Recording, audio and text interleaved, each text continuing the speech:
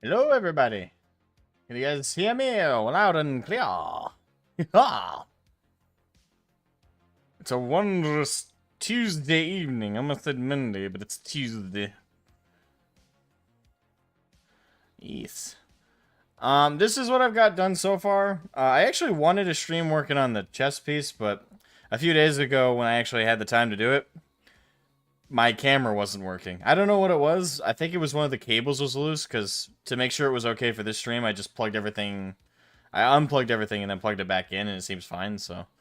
Yeah, I don't know, that was weird. But, yep, here we are. So, yep, the chess piece is more or less done. Assuming there's no objection from Matthew, who commissioned it. He does tune into my streams, so hopefully he will, and I'll ask him if there's anything else he wants done to it. If I had to say anything off the top of my head that I want to do, I might do some fleckings. That's what I call it. I don't know if it's actually called that, but fleckings. Little line work to imply like the fur lines along the wash here. Along the washed panther coat. That's like the one thing I want to do. Otherwise, it's the chest piece as far as I'm concerned is done. Yeah, because I already got the metallic components there. I got the black tubing like I wanted. I already added highlights to the pec and to the abs. I don't know why that escaped me for a second there. It's like, what is the muscle with my... I can't look at my own because I'm a fat man, so I don't have them. But the abs. So I already highlighted the abs. I have the fade from the black tubing that goes into gold. And I do want... Again, assuming there's no objection from the commissioner, I like the idea that the fade in for the tubing here, it remains a gold. Because it's like an overshed of it. Like the actual metal. Speaking of, there's Matthew. Hey, man. Ooh, shiny. Yes. Yeah, the eye is hand-painted. For anyone who's not familiar with my work, I like to hand-paint everything. I don't do decals normally. So, I hope that looks good. And I am going to try this camera view of a more zoomed-in work while I work, rather than zoomed out like I have been doing. My only concern with that is I do move my hands a lot when I'm doing shit, so... Hopefully this works out, and we don't lose camera focus. But it might happen, so prior warning. Hey Zoid, welcome to stream. Here's again, I am here to thanks to YouTube notifications. Wow, they've actually been doing their job lately, thank God. Yep. So, chess piece is more or less done, again, assuming there's... Matthew Gordon, since you're here, is there any objection with that? Yeah, the funny thing is, the whole thing's as big as my pinky. These are always fun to do. Oh, God. The finer details. But yeah, this granulated tubing, I like that being a metallic gold from the fade of the black here, because this is like the actual under, tubing, and then this is like the over shell of it, is my idea, so. Nope, loving the look so far. Alright, good. Alright, so that means, other than the fletching I want to do, the chest piece is pretty much done. I've got other components we're going to work on today, such as one of the arms, the helm, which is a little weird because it keeps wanting to move on the prongs. Yeah, I got everything on alligator clips because that's how I primed everything separately. So, I also got this bad boy to work on, which is the actual base. I wanted to do a glow effect, but I might be a little overzealous if I do that. Because my worry is if I do a glowing like lava effect through all the cracking, that might take a bit more than my worry is if I end up doing it, it's a lot of work and careful line work to do. If at the end of it, if it doesn't look correct, it's a lot to undo. To the point I might have to prime the base again. So... I don't know, but I think it's worth it. Obviously, I want to do the best work I possibly can for the client. That being, again, Matthew Gordon in the chat. So that's probably what I'm going to try and do. But if it doesn't work out, I'll be transparent with Matthew and let him know, hey, it doesn't look very good. I'm going to reprime it and start over with the base. That's like my only worry with the base. But I'm pretty confident I can do it.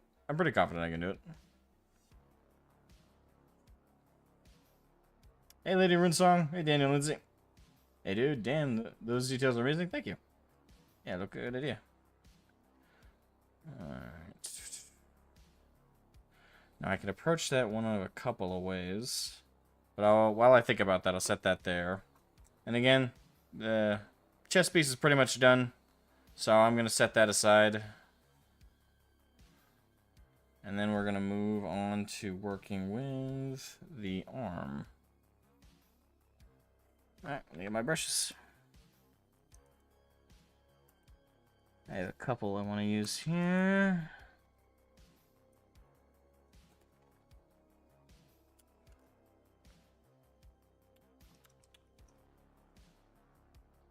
No, not that one. Yeah, some of the brushes I have are starting to show their age. Might need to get some new synthetics.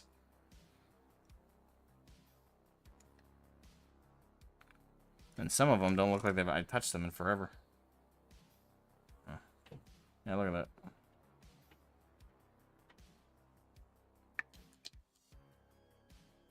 Hey, Shadow Fox. Hello, how are you doing?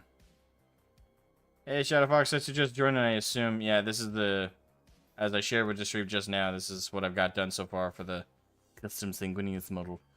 The chess piece I am comfortable moving on from. Actually, there is one thing I just thought of other than the fletching. I might apply a wash there. Because I already applied a wash to all the gold with Reichland Flesh Shade, but I haven't applied a wash to the gunmetal. So I think I'll apply a null oil to that. That definitely needs to be done.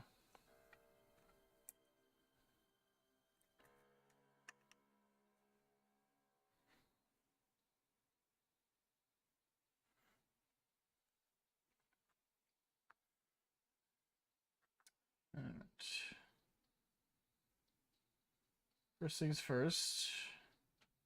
Gotta re-loosen back up the white.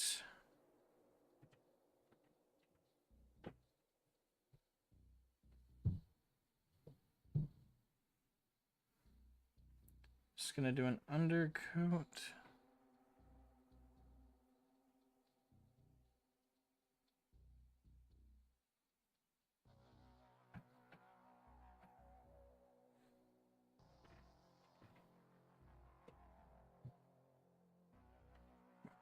Hey, Pittis. Yes, they do.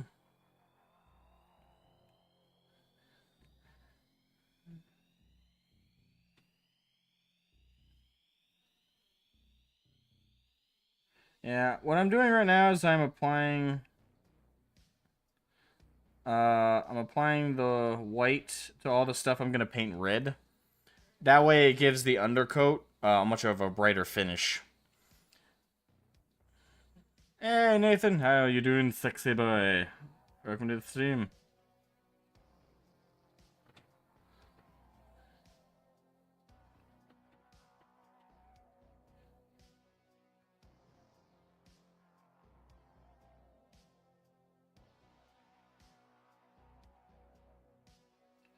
And I'm trying to overshoot. Oh, I nicked some of the gold there. It's fine, I can correct that. Lots of gemstones on the model here.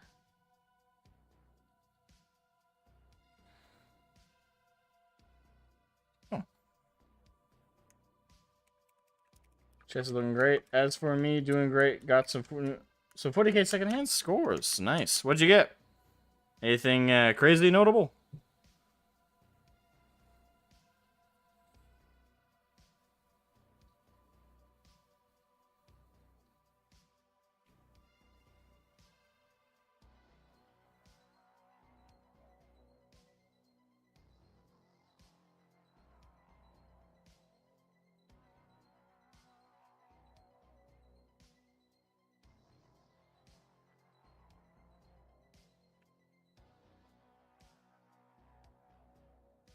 Yeah. I always find it fun whenever I do whenever I work on stuff like this small, it's always fun. It's the size of my pinky. Actually, the whole arm is, isn't it? Yeah, it is. Holy crap.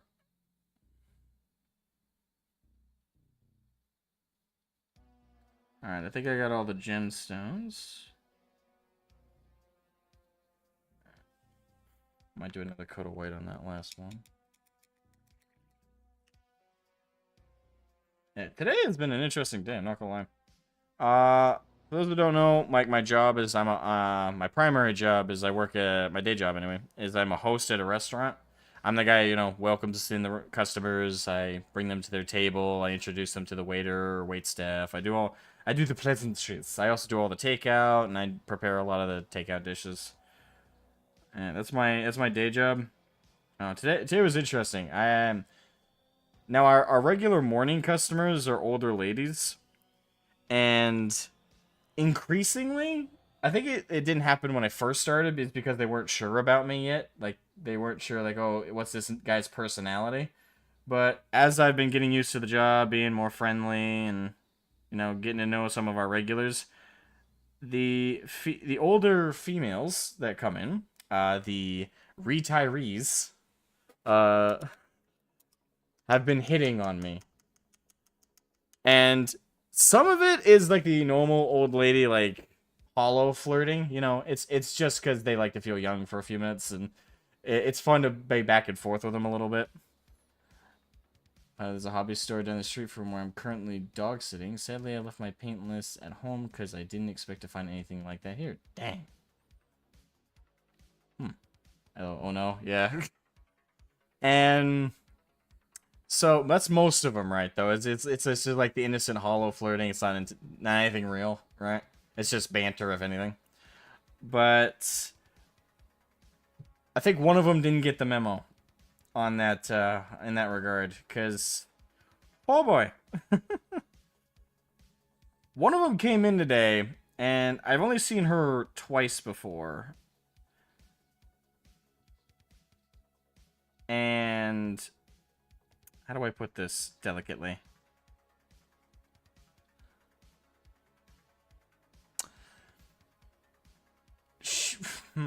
How do I put this delicately? I don't know if there is a way to put this delicately.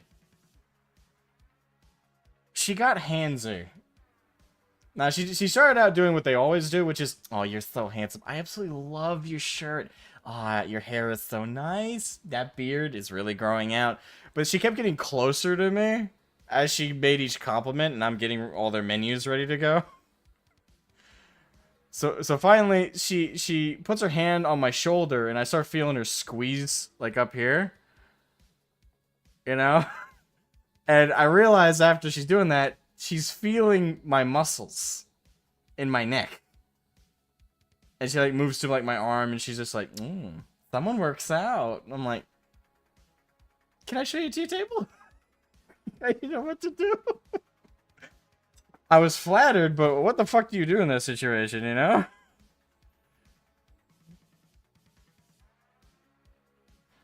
I also don't know how to feel about it. I'm still torn, you know?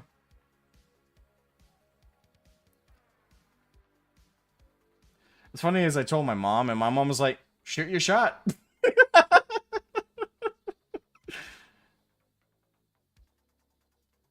She's like, could be a worse match. She's probably got money. Okay. So my mom's advice was become a sugar baby. Oh god, that was funny today. I know, I brought it to the table and they all seemed to chill out, so that was nice.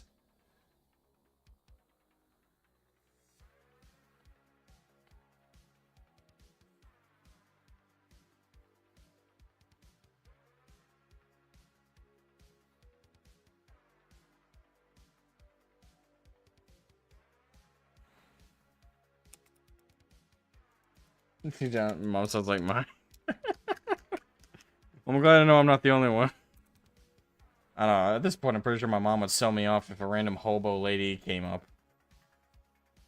Hey, can I have some crack? Nobody can have my son.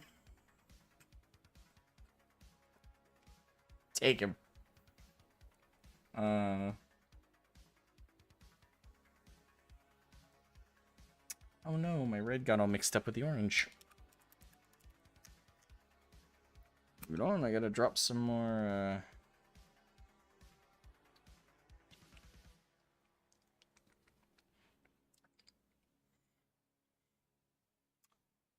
On my wet palette, I put some orange paint next to some of my red, but I left it overnight, and it seems to have mixed in with the orange as it drizzled. So, gotta put down some more red.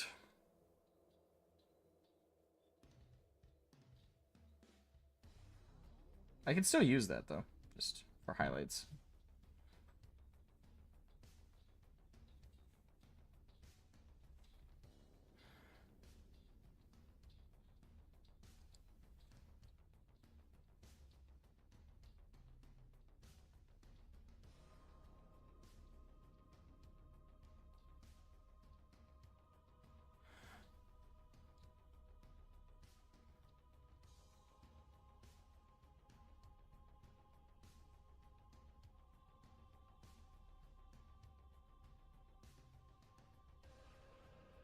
What's your favorite color to paint with? Ooh.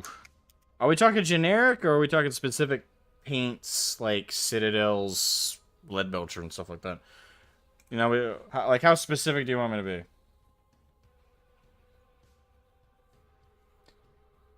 Mom would have said the same. Oh, it looks like we're all trying to get sold off by our parentage.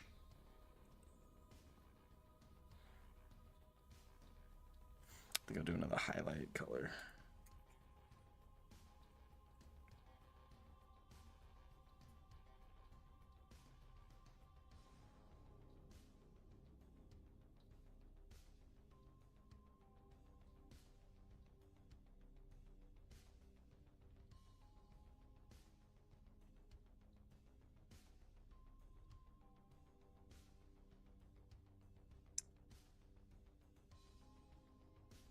Imperial Armor Volume 2, Space Marines, and Forces of Inquisition. No one else bid on it.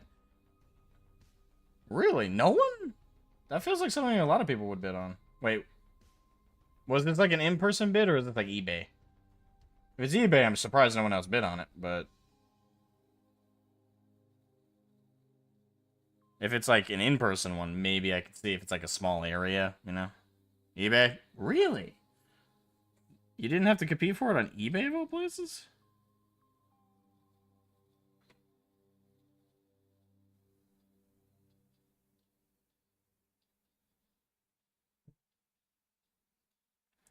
That does surprise me a little bit.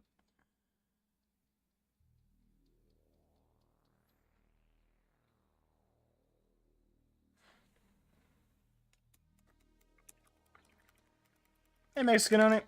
That's kind of good to see you, man. Hope you're doing well. I'm doing pretty good. How about you, man? Hope you're doing even better than I am. Not sure. It could be... oh, hey, Digital Punk. Or Lindy. Or what am I supposed to call you in here now? Which faction is the most obnoxious to you?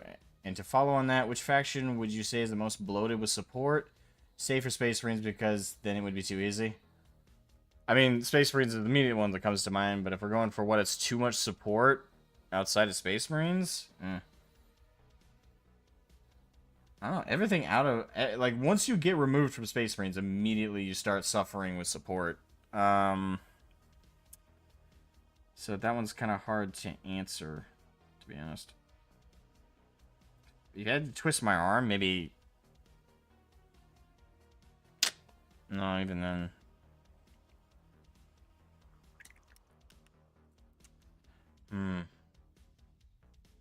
I think compared, and this is solely compared, to the other Xenos factions, and, like, I think the Orcs are probably the next most to get the most support after...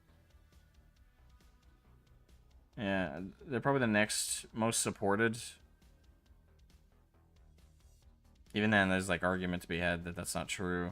They're supported in model amounts, for sure. They're not being supported... in ways that really count. Like, the rules constantly suck. If you're an Orc player, you're playing an uphill game most of the time to try and make a list that's competitive. And the army is built around charging ahead.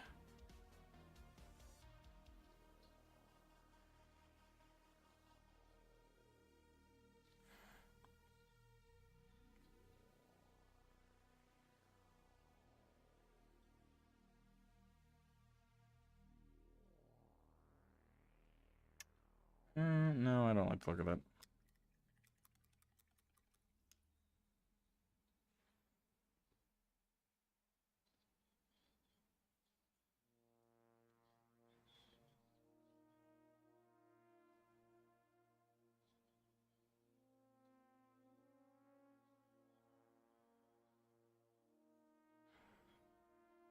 That's a little bit better.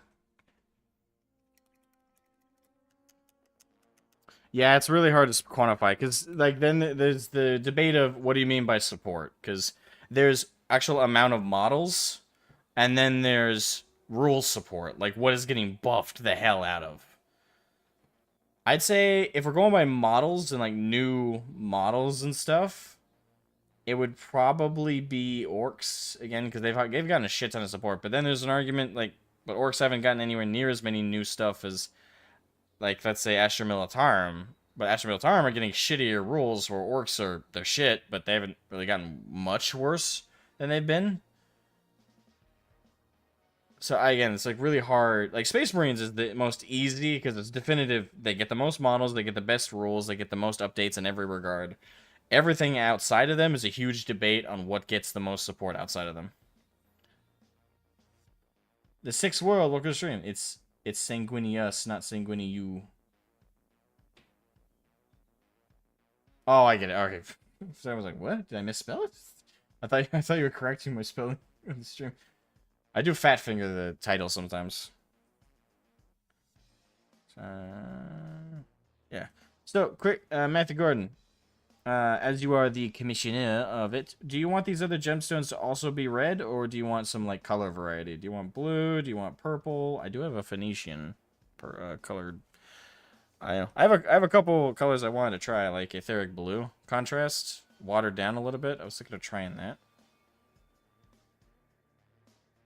Not sure.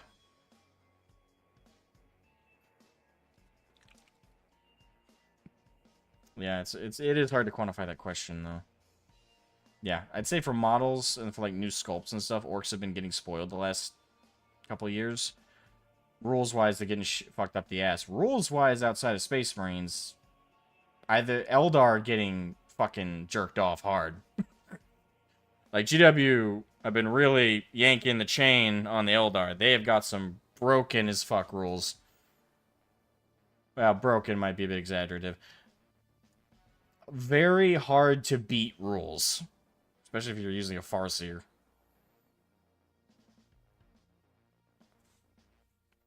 The blue looks nice. Alright, let me try the blue then.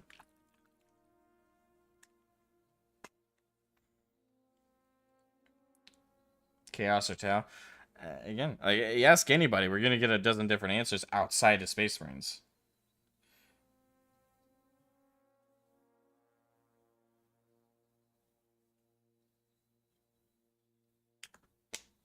Alright, let's try this out.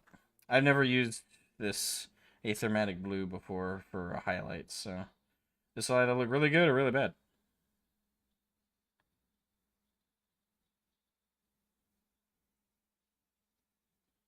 Oh shit, it's not even coming off.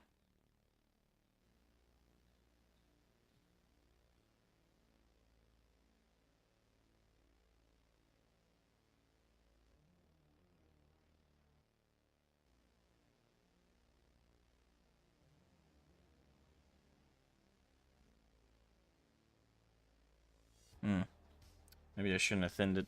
It already seems super thin. For a contrast, this is really thin. What the fuck?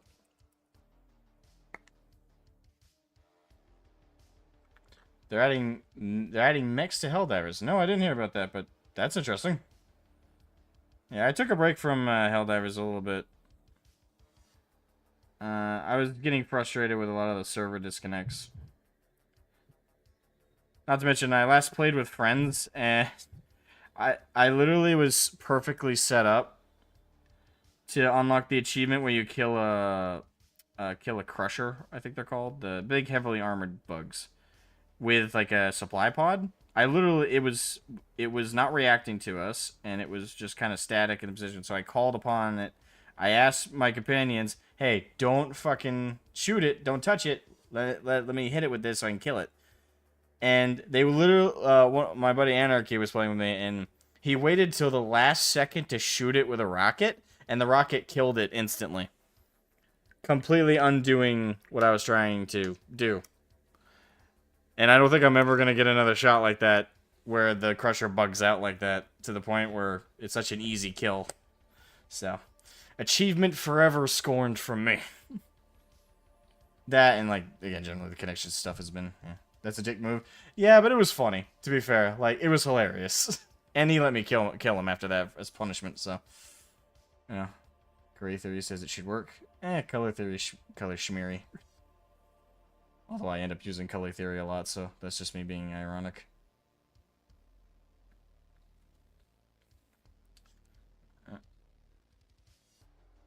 I think that blue looks pretty good.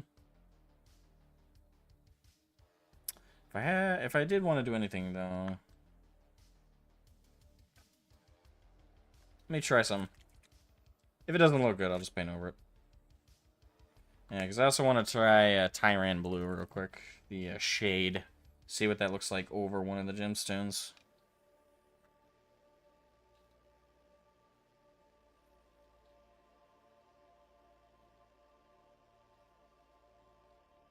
Ooh. Look what that did to the blue. That intensified it. Hold on. That looks sexy.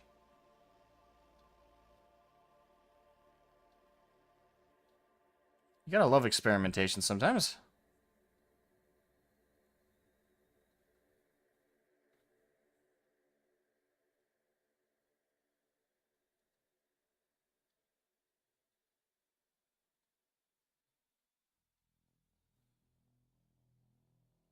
I might need to do this recipe more often.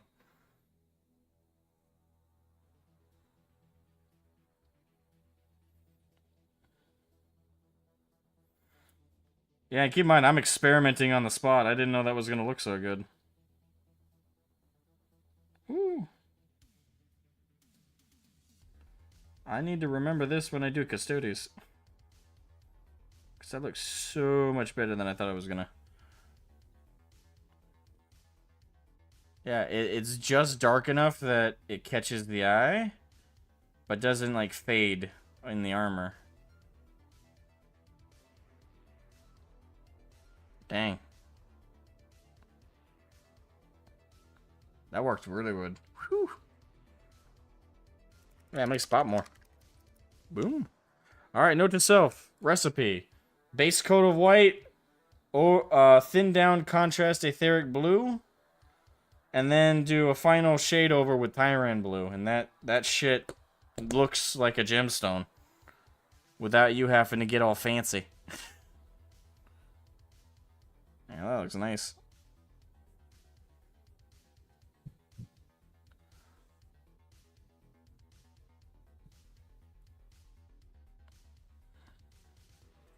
Alright.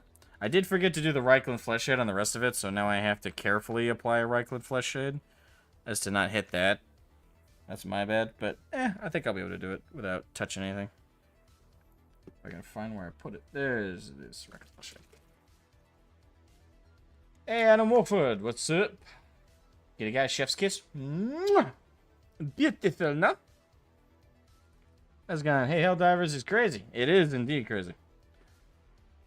It has been fun though. Like I will say, like credit to the team that made it. They brought out some real quality with that game. Like it is the I said it I think in a couple places already, but it's Helldivers 2 is the Starship Troopers game we all always wanted.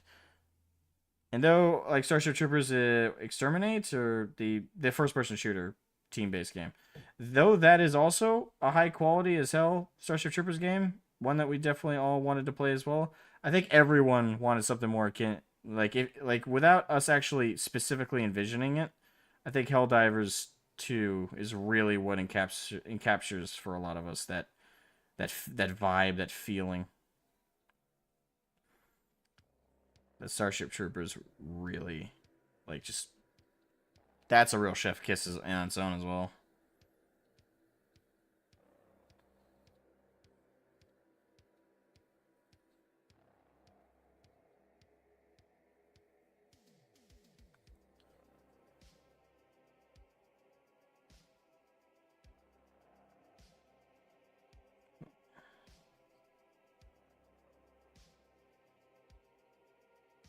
Oh, by the way, what does everyone think of the podcast so far? I know we only got one episode up, but we got another one planned for tomorrow. Assuming I get the editing done tonight. I'm gonna stay up late to get that done, but...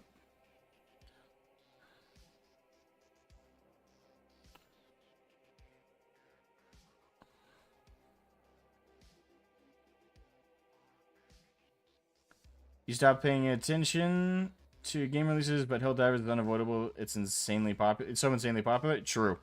Like, I was surprised how much it caught on. Like, I am and I am not, I guess, when I think about it. Because Starship Troopers fans aside, I think a lot of people have been looking for a fun game to play with friends for a while. And not to say we don't have any, you know, there are plenty of fun games to play. But that kind of just scratch a, not original necessarily, but a creative and unique itch.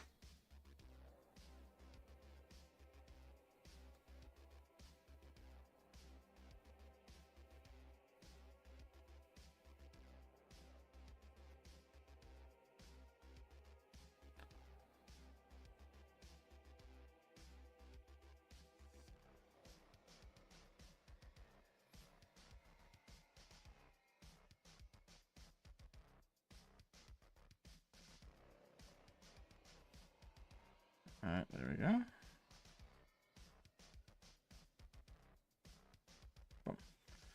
Wash is all applied. Like it? I'm glad you liked it. Didn't even know you had one. You show up very, very infrequently in my feed. Well, I'm sorry to hear that. Man, I gotta fix that. Yeah, I just started one the other day. If you go on the channel page, it's the last thing uploaded. Yeah, we just started one with my buddy Nathan, who's in the chat, Nathan X2000, and another fellow, him and another fellow 40k content creator, Nico 40k. Three of us just started a podcast, the Voxwork Podcast. For anyone who watches it after seeing this stream, just so you know, the intro song, it's very cringy, I know, but I thought it would be fun. I didn't realize it was going to be that cringe. So that isn't our permanent, ongoing intro for the episodes. Think of it as just a special one for the premiere episode. Going forward, it's going to be a more straightforward intro, more traditional. So, again, I thought it was funny, but in hindsight, probably a little cringe for what people were hoping for there. Probably is kind of gay, not gonna lie, although I like the Icelandic dude. I'm glad you and I both like Nico. It'd be awkward to have him as a fellow as a fellow member of the podcast, and we're like, fuck that guy. Alright, so I gotta do the tassels next. Actually, I haven't used it in a while, but I think I'm gonna use Mortarfang Brown for this one. That. I don't use this brown very often. I normally use Vallejo's Beastie Brown, but I think this is I think this with a very tiny touch of black is a perfect dark leather.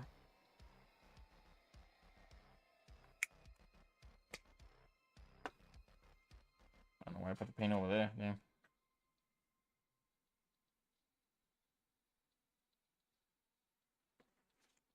The intro cracked you up. You look. I'm glad someone did, other than me.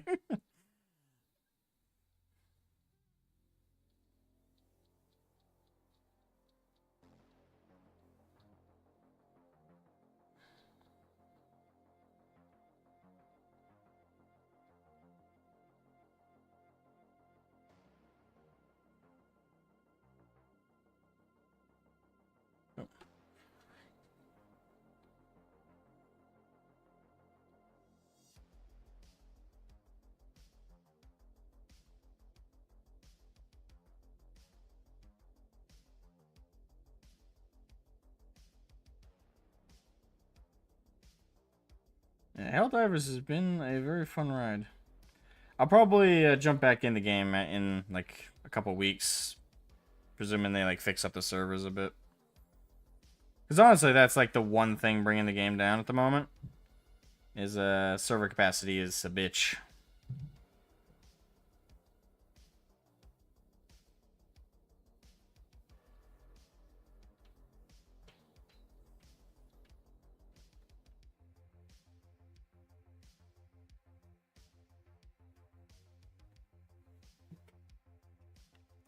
many armies do you have tabletop ready and not on the pile of shame? Oh. That my answer changed as I read the comment. I only have one fully tabletop ready arm. Well, two. I have my orcs and my space marines. And my space marines are only tabletop ready because I ally them in with a Imperial Knight. I need to paint more often, but I'm a very detail, like quality-oriented painter. Which is bad when you also have the tick I have, where I refuse to play with armies I don't have painted. So yeah, my orcs have been my main army for over a decade in the hobby space. So, you know, I 11 years of collecting orcs, they've come out pretty good over the years. I almost never win with them except for like 1 or 2 times ever. But it doesn't matter. I love my orcs. Love my orcs. But I'm trying to get my World Eaters army painted up. I'm trying to get that done. I keep slacking, though. And, of course, I got this commission to prioritize at the moment, so... Once I get this done for Matthew Gordon, I'll get back to grinding away at my World Eaters. If I had more free time, or God willing, I could do this full-time, I'd probably have it done already. Like a dozen times over, but... Got my day job, and my day job's actually going to get busier soon, because to make some extra money, because I'm not making a ton of money at the moment, sadly. But to try and get some extra cash so I can save up and visit my friends. Like, I want to visit Nathan, and he lives in the UK. And I want to visit Tehe and Urus in the community as well, and they're in Spain. So, just to visit the friends I made in this community, I need to save up a shit ton of money, because traveling, especially out of the U.S. or into it, is expensive as hell at the moment. So, I might even have to like sell my car at some point to do it. I do want to do it at some point, and if that comes down to it, I might be willing to do that. But at the moment, I'm just trying to get as many hours as I can at my job. And we lost our dishwasher recently, and he made $19 an hour. So I'm just going to do a host shift during the day, and then at night do dishwashing a couple times a week. And hopefully that'll start seeing some dough seep in for my day job so I can visit the community members. Alright, so the tassels are drying. I think I might do another coat of Mornfang, because the Mornfang's kind of thin. And it was almost a brown wash.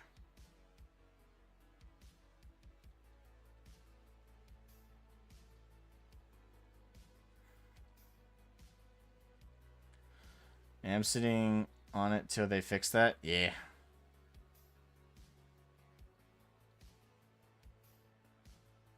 Good news is they're working on it, so, you know.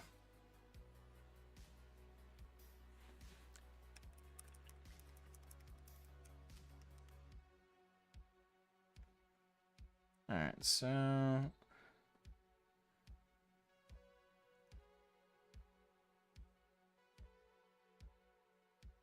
By the way, I keep pulling this up to like do like a side-by-side reference to the detailing. Because one major thing when you do sub-assembly that sometimes happen is, unfortunately, this happens sometimes, the quality of one like component of the sub-assembly may look higher quality than others, even if they're equally prominent on the model. And they might look displaced from each other, so I'm just doing side-by-sides to see if, like, hey, if I put this arm right now, would it blend in, or would it look not detailed enough? Yeah, would it look off? And I'd say no. I think the one thing I do want to do is I want to do some highlights, though. Yep, so I set that down.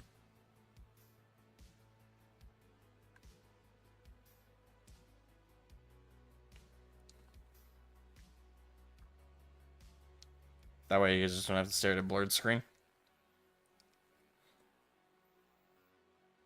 Perhaps you have already said this, but I don't remember. What orc army do you have? Speed Freaks or another? Well, technically I have over 4,000 points of orcs. So I can do any combination I want. I could do a Speed Freaks army. I have enough to do a Speed Freaks. I could do a shooting army if I really wanted to, which is stupid if you play orcs. It just wouldn't work out for you, especially with how many other armies are just way better with less effort at shooting. And I can do primarily melee, which is usually my bread and butter. You got an orc combat patrol that's languishing in a box right now. Actually, most of my orc army was made with Star collecting boxes back when those were a thing. For those who are newer to the hobby and didn't have those, they were $90 boxes with basically just like a starting set of infantry, an elite unit, and sometimes a vehicle. They were combat patrols before combat patrols. They were meant to get your foot in the door. They rarely ever had like a specific point value to them though. Combat patrols are designed around point value. It's like this box will guarantee you a minimum of 500 points, so you have a starting base game level of units to play with in 40k. Whereas Star collecting boxes, they would sometimes have 100 points. Sometimes they'd have 800, or not 800, but they'd have like 400 points, 500 points. They wouldn't really be specific. They wouldn't all try and reach that threshold. It was more about, again, getting your foot in the door, but not necessarily planting your feet ready at the table, you know? So I collected, but they were $90 each box. So to really pad my orc army, I bought 3 of them. Not at once. I never had enough money to do something like that at one time. But I bought throughout like the course of 3 months while I worked for the Navy. I bought okay, after payday on this week, my rent's all paid, my payments to my medical bills paid. All right, I have $500 to work with until my next paycheck, and I'm paid bi-weekly. Fuck it, I'm gonna spend $90 in this box, and then rinse repeat that a couple other months out. And then I padded the hell out of my orc army. So I have a ton of orc boys out of that, lots of depth dreads, and I think like three pain boys just from those boxes. But I've also got pain boys from other sets I've gotten over the years. So I got a bunch of stuff from that stuff.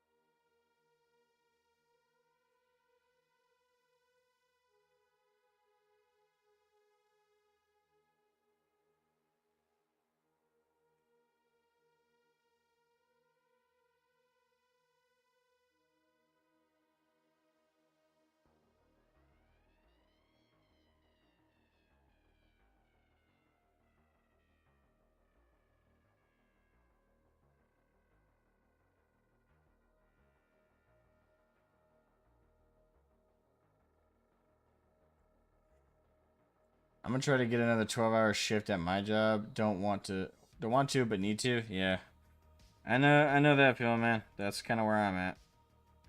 Gotta pay the bills. Got to pay them bills. Yeah. For me, I'm happy. I'm kind of at a stage where I can pay my bills, but I'm not like getting anything more than that. So once I can kind of square that away a bit more, it'd be nice. Yeah, I'm trying. For me, like the big thing is save up to so I can see my friends. I would really kill the reset level. Yeah.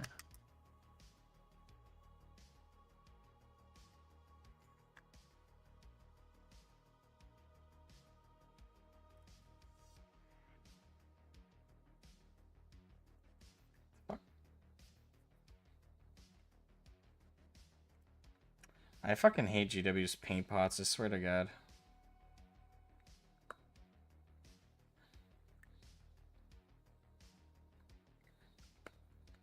Yeah, they refuse to close.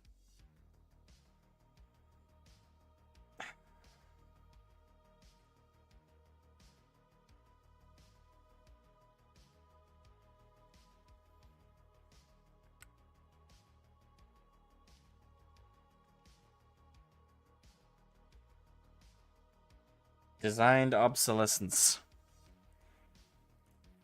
Fucking GW, nickel and diamond.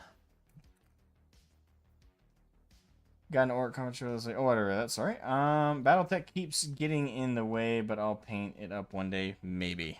Maybe? Yeah. Don't wait forever.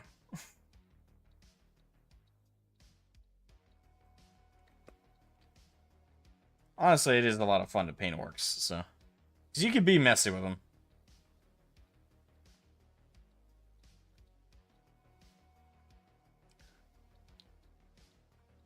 May or may not be cheaper to visit my neck of the woods, Northern California, to avoid doxing myself on stream.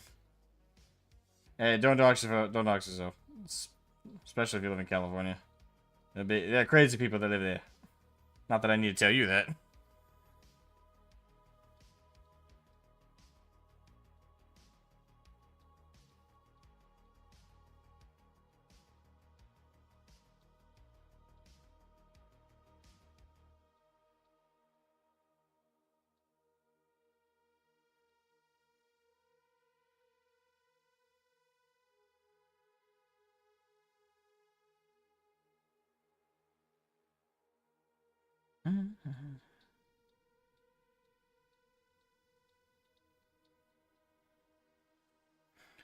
I'm not in a rush to visit California, though. I will say that. I don't know. I really want to avoid going near California for the rest of my life if I can. Yeah. Not that it's the worst shithole in the world. There are worse shitholes.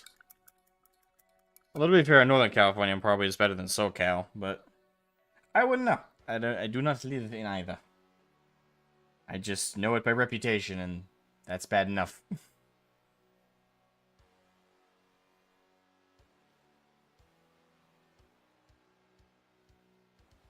The highlight's too aggressive.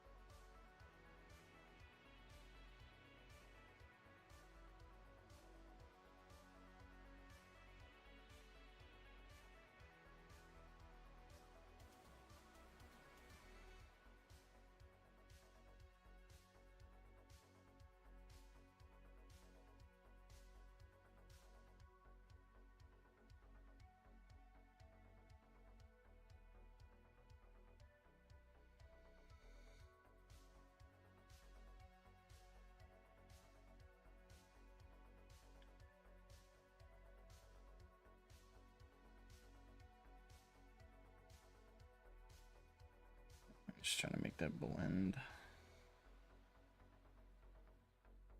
There you go.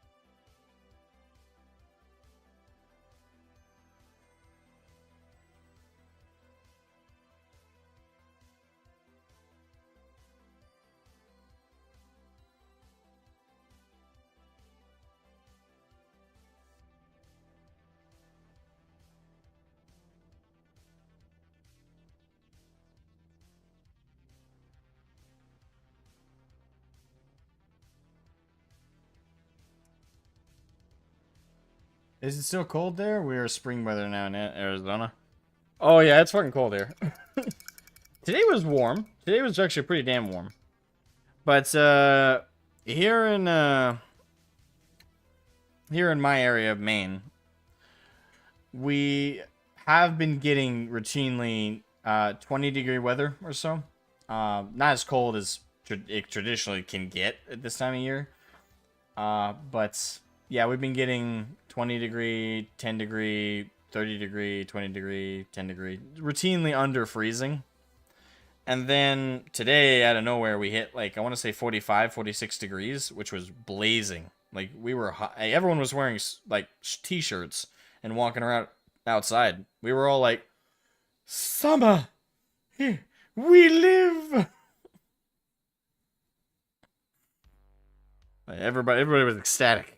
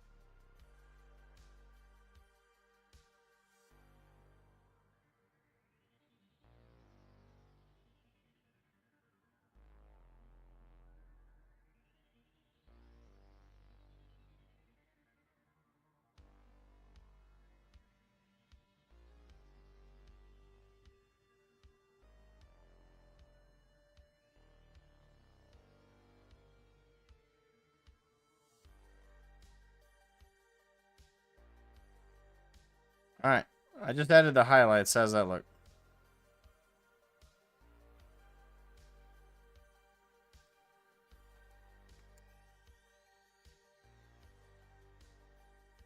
Try and keep them subtle, not too aggressive.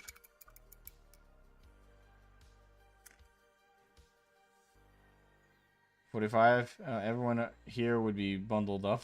Really? You guys consider that cold weather?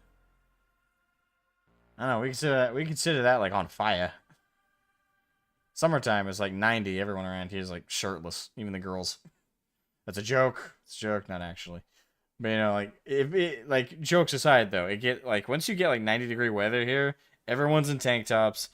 Everyone is wearing short shorts. Like it 90 degrees nearly kills everybody around here.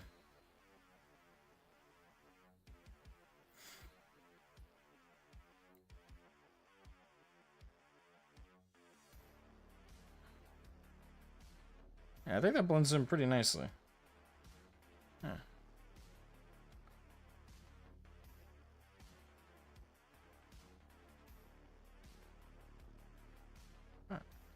I think I'm comfortable saying this one's good.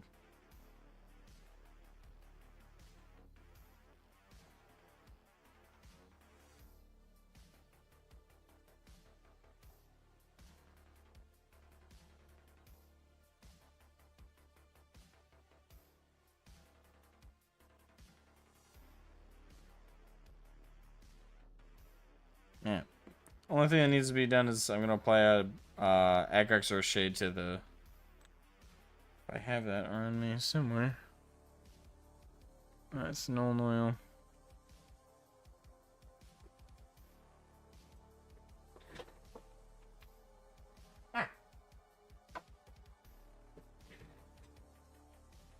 So Agrax or shade to the tassels.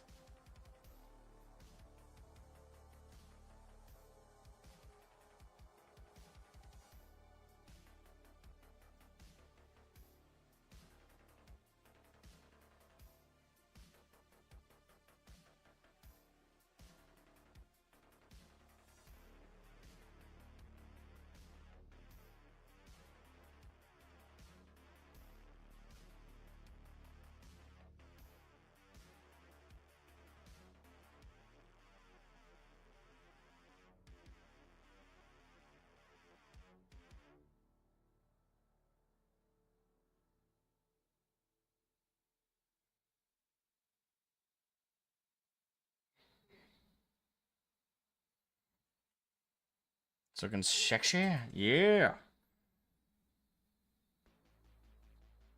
Hopefully it'll be worth the wait, my man.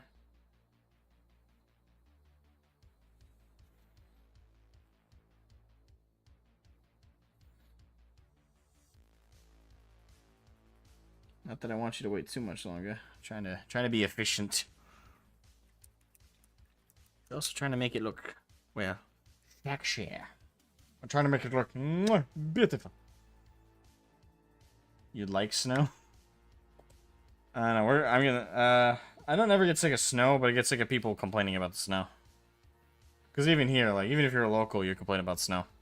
It's like the one thing we all like bond over in places like Maine. Snow six. Yep.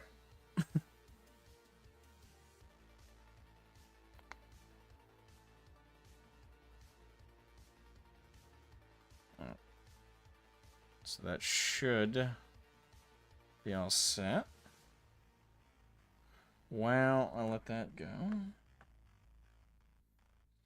Apply some Nolan oil to that gunmetal before I forget.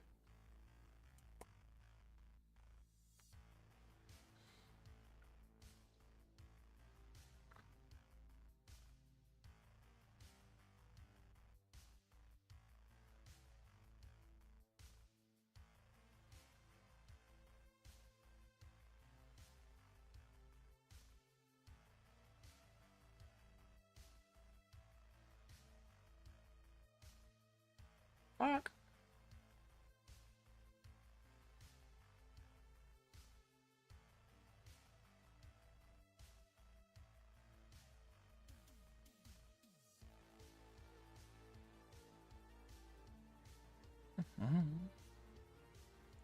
I'm so ready for spring. I'm too southern for the Upper East Coast. Is that where you are? Well, actually, don't answer that. Yeah, for me, I am not southern at all. I like the cold. I like me my frosty season. I hate summertime. Summertime is the worst season of the year. Oh, kills me every time.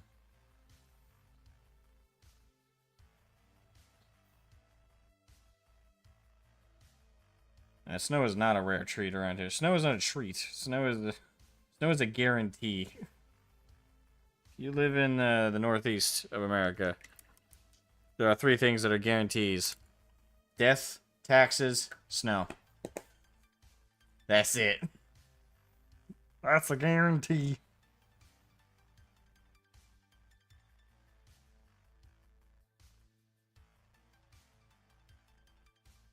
Yeah, hopefully that Nolan oil will make that pop a bit more.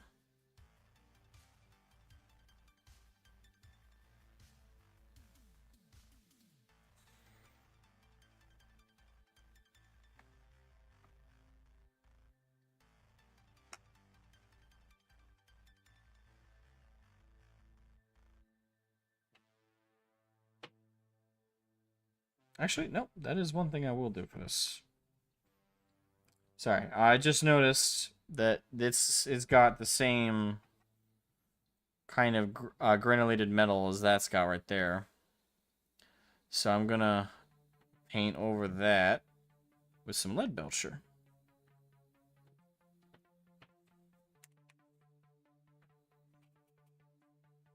Assuming I put it somewhere.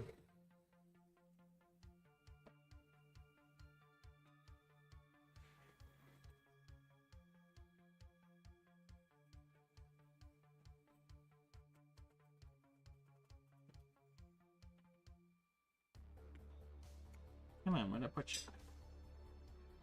I have like 50 lead belches. Where the hell is the one I used? Have you ever had snow ice cream? You mean a snow cone? Yeah, hasn't everybody? Kind of a silly question. It's like saying, have you breathed air?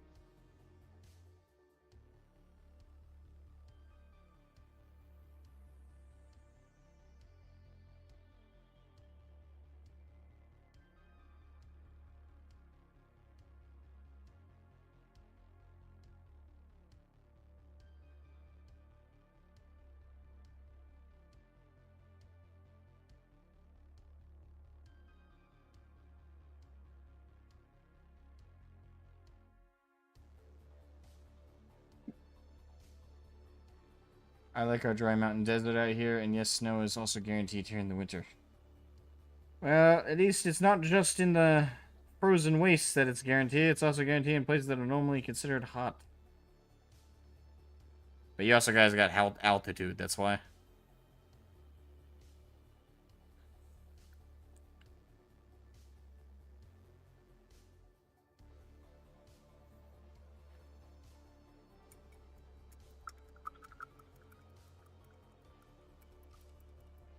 And that's the thing my mom makes where she gathers snow, mixes vanilla and stuff with it, and serves it as ice cream. That sounds like it's ice cream. That's just ice cream. Adding snow to the mixture doesn't make it any less ice cream. I mean, it makes it unique, I guess, instead of going and buying ice and dust, like, you know, words. Blending it. Instead of blending some ice in a blender, you just go outside and grab some snow. That just sounds like ice cream to me. I mean, if she wants to call it snow ice cream, I guess. But it's just ice cream. I imagine if you ever came out this way, you'd be like, "Where are all your trees?" Probably. Like, I'm used to like thick forests that you can't see beyond for 100 miles plus, which I love. I love the forest. I like being in the forest. I don't like big open plains. They make me feel exposed.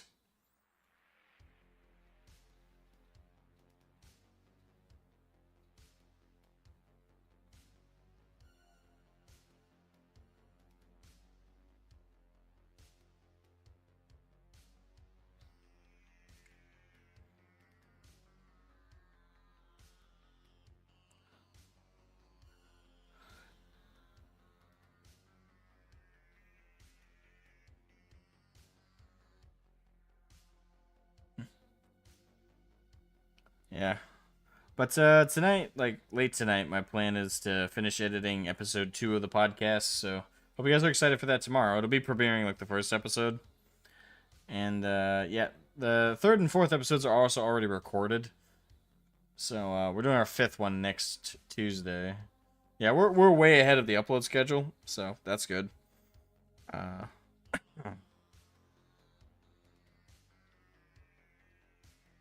I'm excited. I'm excited for everybody to see episode 2.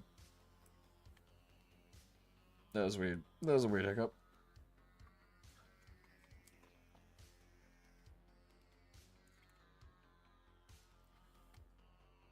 You're the opposite. If I'm not in the wide open areas, I feel boxed in. I can't imagine feeling like that in the forest. I don't know. Forest is wide open. It's just you got plenty of cover. You know, fields. Field. It's not a fun feeling. I don't know. Back to like more 40K conversation though. Who here has read the latest stuff from the final volume of the Horus Heresy? The End and the Death, I think it's called, or The Death and the End. I know. I have the audiobook of it, and I'm listening to it the second time through at the moment. I'm gonna save my detailed thoughts for a video, and we're also planning on talking about it on the podcast. Whichever skinwalkers. Nah, they're not so bad when you run into a couple of them here and there. They're kind of like your neighbors. It's like, hey Tim, are you filleting a child today? That's okay. Stay off my property. Bye.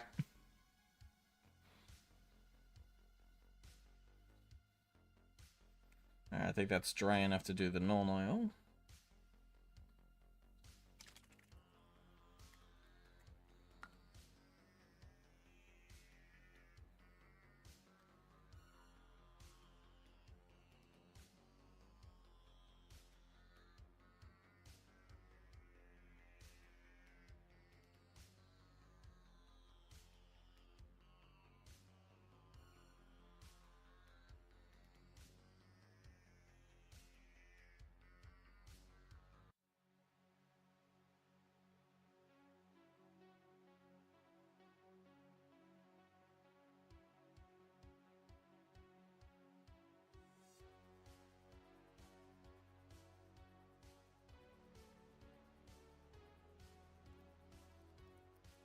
Haven't read it yet, mainly because I don't have a copy. I mean, you can get the audio. If you have Audible, you can get the audiobook. It's already out.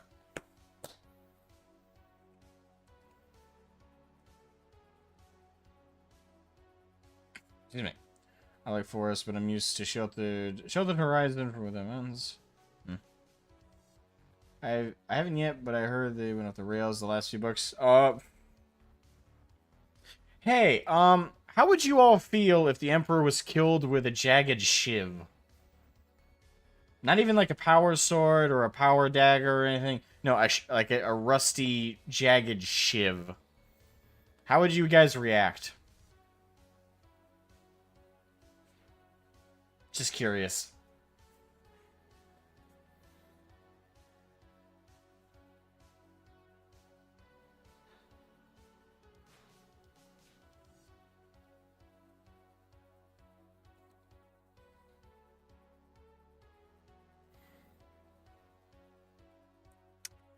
And I think as I can prove it, if you guys are okay with it, I can play the audio clip.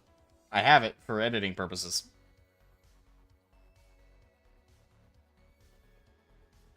It's up to you guys. I might get copyright hit by it. I don't think so. It's a very small segment of the book.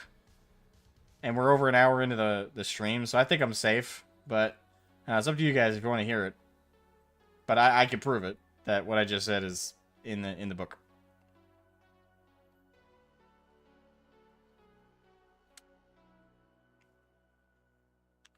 I don't know why I detached this. It's not done yet.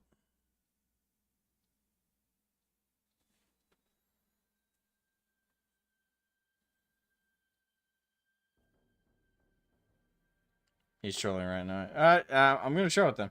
I'm gonna show up. Hold on.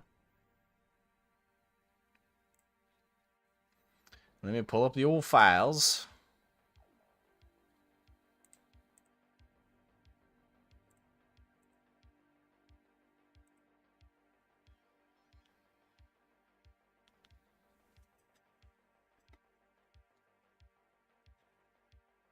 Let me pull up the old files.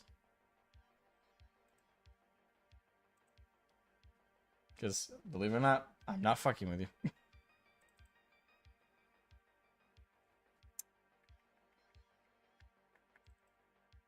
Now you know it too. You see, through insurmountable pain, everything. Everything that has been ruined and everything that has been... Can you guys hear that? If you do not want to be spoiled on the end and the death, now is probably a wise time to hop out temporarily. I'd say when I say temporarily, I would like you to come back. So I'd say come back in about 5 minutes. Well, I'll be done sharing it at that point. Hear it? All right. So, a little bit of context. This is from the audio book of The End and the Death, Volume 3. The final book of the Horus Heresy. Now, everything you're listening to is Horus talking to himself in his subconscious. It will break away from that twice for dialogue. One where Horus speaks directly to the Emperor, begging him to kill him as in himself. And then, once again, when the Emperor responds to him. But everything else that you hear is Horus's subconscious speaking to his outward consciousness. It's really weird. It's artsy-fartsy. And I think they did it to obfuscate what's going on. And so they could have an out if the community like really badly reacted to this. And they could retcon it. Where it's like, oh, it was just his subconscious's interpretation of the situation. And blah, blah, blah. But just know that that's bullshit. It's pretty clear, despite that obfuscation, what's going on here. So, if it sounds weird, that's why. Horus is talking to himself for the most part of this audio clip. Betrayed. You cannot ask him for forgiveness. You don't dare, and you can't speak anyway. But he can see it in your eyes. You were too weak to resist them then, and you will be too weak in another moment when they relent and replenish you with their abominable gifts. Your eyes beg him for mercy, a son to his father. End this. End it now if you can. if that is even possible. End it before it is too late. Horus speaking to the If Emperor. you can't do it, no one can. The burning stops. The psychic beam abates. You sway, gasping. Your father has a knife, an old stone thing. What is it? It's so small in his hand, so ugly. That won't do it. That won't be enough. He seems to hesitate, reluctant. You clench in sudden spasm and convulsion and cry out. The power is returning. It is flowing back into you with great rapidity, as though the Old Four are suddenly desperate to restore their gifts. Obviously. What do they know? What have they seen that makes them act in such haste? Your father looks at the knife. I wait for you, and I forgive you. He drives it into your heart. So yeah, you know how Horus was killed by this big epic psychic Kamehameha wave originally? Well, now he gets murked by a shiv. Apparently a wooden, scrappy, ugly shiv. How's everyone feeling? Feeling good? Feeling that the lore has been, faithfully wrapped up. Hey, Tokri. Wow, what time to the stream? Yeah, I know. That, for anyone just joining or anyone, during or wasn't paying attention or took or walked in after I already started sharing it, that was an audio clip from chapter 16 of the death and the end and the death in the end or the end and death, whatever. The final book of the Horus Heresy, and it retconned the events of the Vengeful Spirit and the final confrontation with Horus massively. So yeah. How's everyone feeling? Everyone feeling good? Everyone feeling good? Yes, I hope so, because I wasn't. I'm still not. I'm still recovering. To be quite frank, I don't think I will recover fully. Angry Night Lord sounds. Yeah, the Emperor got murked with a shiv. Sorry, the Horus got murked with a shiv. And what's worse is, how many people picked who caught the line there? I forgive you, or I will see you again, and I forgive you. How many people caught that?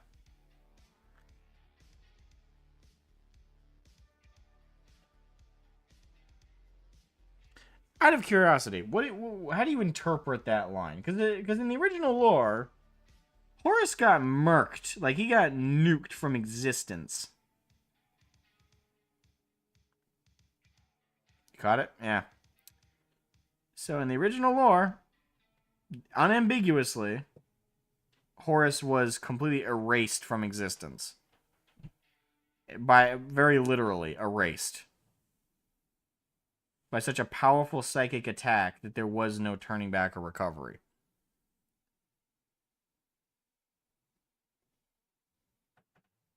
Hell, even the soul cursed clone of Horus wasn't even him with his soul back. It was a soulless monstrosity.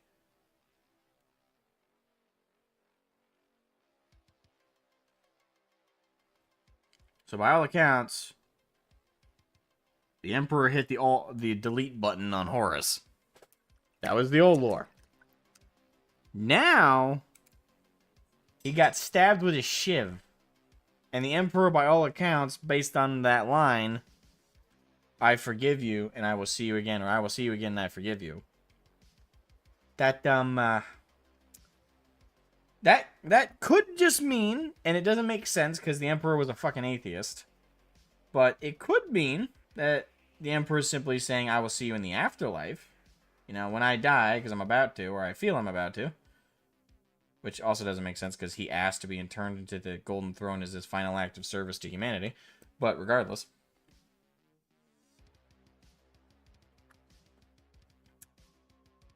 Yeah.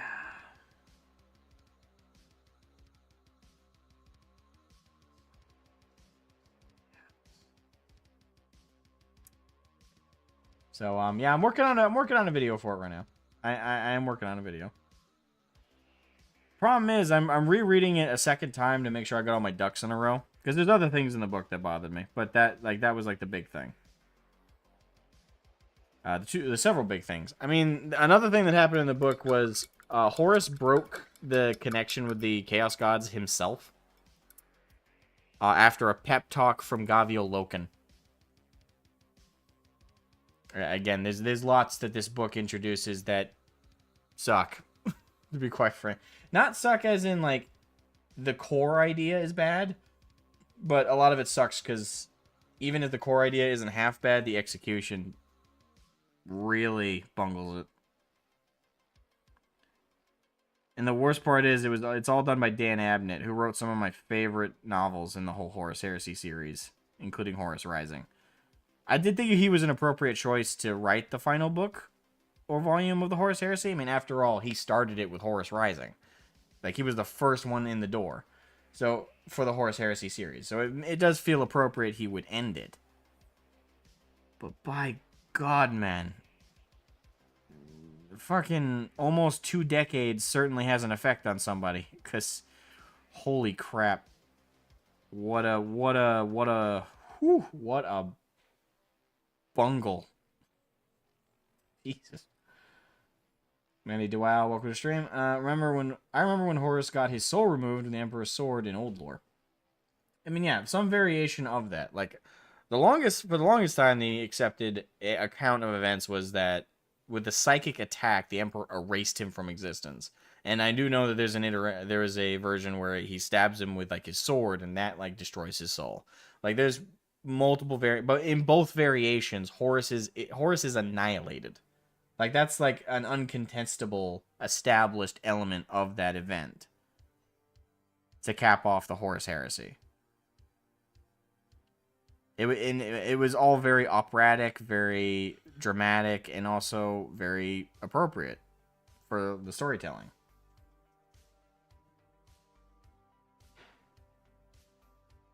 You know, Horus's, like the tragedy of Horus, Sanguinius, the Emperor, the lot of it is surmised on the bridge of the Vengeful Spirit when the Emperor nukes Horus, and right before so, Horus regains his sanity, not because he broke control of the Chaos Gods, but because they left him last minute just to really sting him one last time, so he realized what he'd done with their absence in his mind.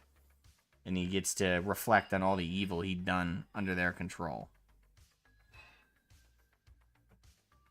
It's one last fuck you from the Chaos Gods. And a poignant fuck you, mind you.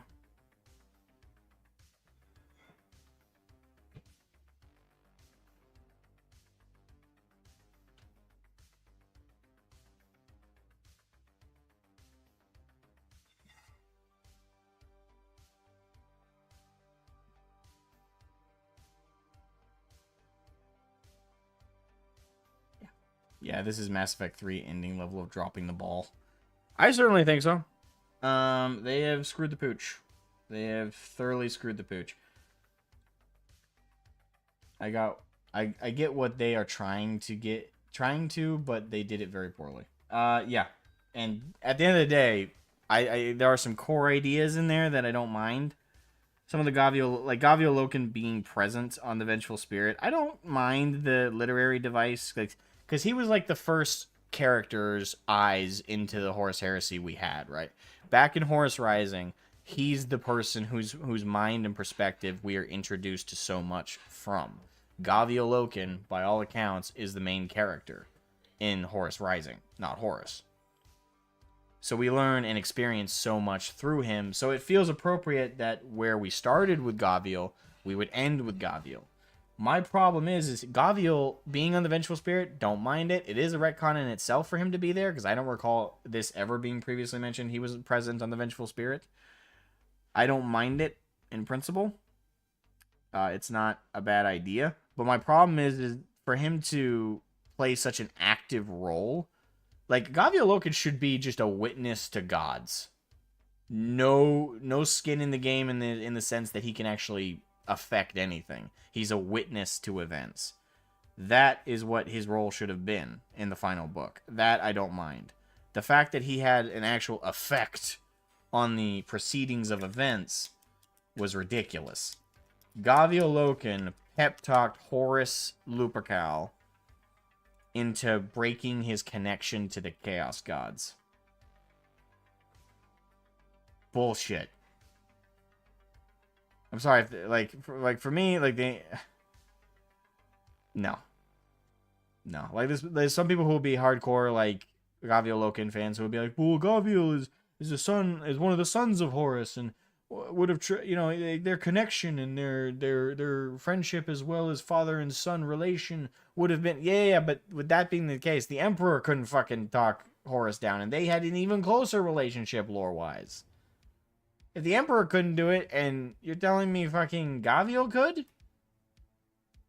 No, I don't accept that premise. It's ridiculous. So, he should have just been a witness. Remember, Emp said he wanted to bring back Ferris and fix Angron?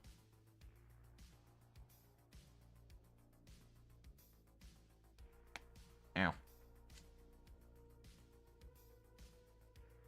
Yeah, this is... I missed that. Yeah, him being there is a great plot device to have Horus rebuke and demean him. No way should he have been able to talk him down like that. No, he shouldn't have. Like, it is, like, first of all, everyone here remembers the Erda situation, right? Like, we all remember Erda, right? Regretfully, but we remember Erda in her introduction, I assume. So everyone here is on that same page.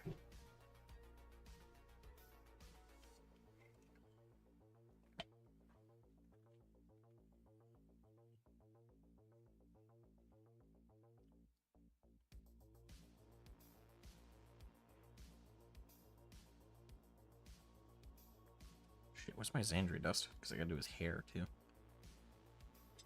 I don't know what the answers.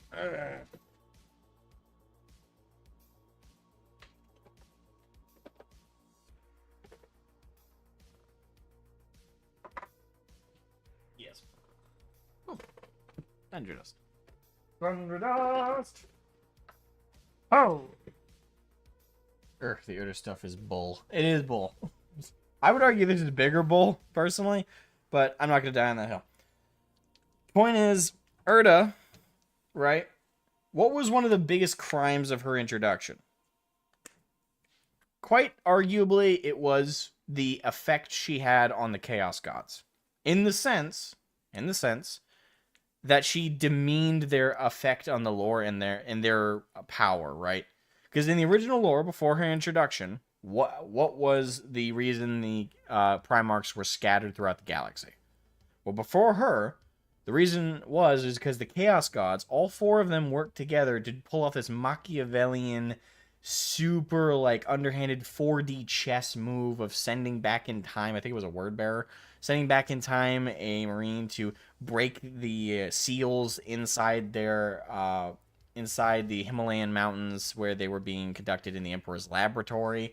That way that they could scatter them and open up warp portals. And then while they were traveling through the warp to their designated locations, they could, like, infect each and every one of them with a level of corruption. You know, that's why Sanguinius ended up getting wings to begin with. That's why Magnus was a big red beach ball. That's, that's why he's the Kool-Aid man. You know, that's why so many of them that's why Angron, was so susceptible to... I mean, obviously with him, it wasn't just any chaos corruption. He also had the Butcher's Nails, which really can't solely be credited to the Chaos Gods. But point is, he did have a little bit of fuckery added to him. Perturabo was fucked with. All of them were fucked with via the warp travel. It was this big 4D chess move. After Erda, they got lucky. That's it. Because she's a super powerful psychic and individual, and she knew about chaos, so she blocked them out. She was one of the Emperor's groupies. So Erda knows, as a perpetual and as a powerful psyker herself, to block them out. She has the ability to do that. She knew about them because she knew about the archenemy because she was with the Emperor. So she wasn't influenced by the Chaos Gods, as far as we know. But even if they retcon that shit, I'm sorry, too little, too late. They should just pretend Erda doesn't exist, because that's the best case for them. But she decided, despite what she knew about the Chaos Gods and the Archenemy, and knowing everything that she did, she still scattered them due to the fact that the Emperor was going to use them as weapons. Which does beg the question: what the fuck did she think they were going to be used for when they were like taking her DNA to make them? You know, when the Emperor was like, "Hey, can I get a shot of your blood?" Oh yeah, sure. Thanks. What are you gonna use that for? Oh, I'm just gonna make these super powerful demigod Primarch weapons, which I'm gonna use as the genetic template to create my legions of Space Marines, which I'll use to reconquer the galaxy and reunify humanity under a single banner of atheism. I mean, the Imperial Truth, and they will be my generals. And after it's all said and done, I'm gonna murk them like I did the Thunder Warriors. Okay, good luck with that. And then he does it, and then she gets all like, "My sons." And he's like, "Yep, they're going to make good generals, and then I'll toss them in the trash can." Yeah, huh? Woman walks away, and she's like, "Well, if I can't have them, no one can." Opens up a portal and scatters her sons that she loves so much and doesn't want to be turned into weapons, and sends them to the warp, which is hell. I'm doing this because I love them so much. Scatters them through hell. Genius! Point is... yeah, that point is... Though a huge criticism of that Erda stuff was that it ruined the Chaos Gods. It made them look lucky in the situation. So... that completely robbed them of agency and influence and threat level. What do you think the Horus in the final moments of the aboard the Vengeful Spirit, as he's about to duel the Emperor, him having his connection broken because Gavio Loken was like, "Bro, that shit's whack. That's whack, yo." And he's like, "Shit, it is whack, yo." And then just he's like, I'm pulling out the Ethernet cable." And the Chaos God's like, "No." He does.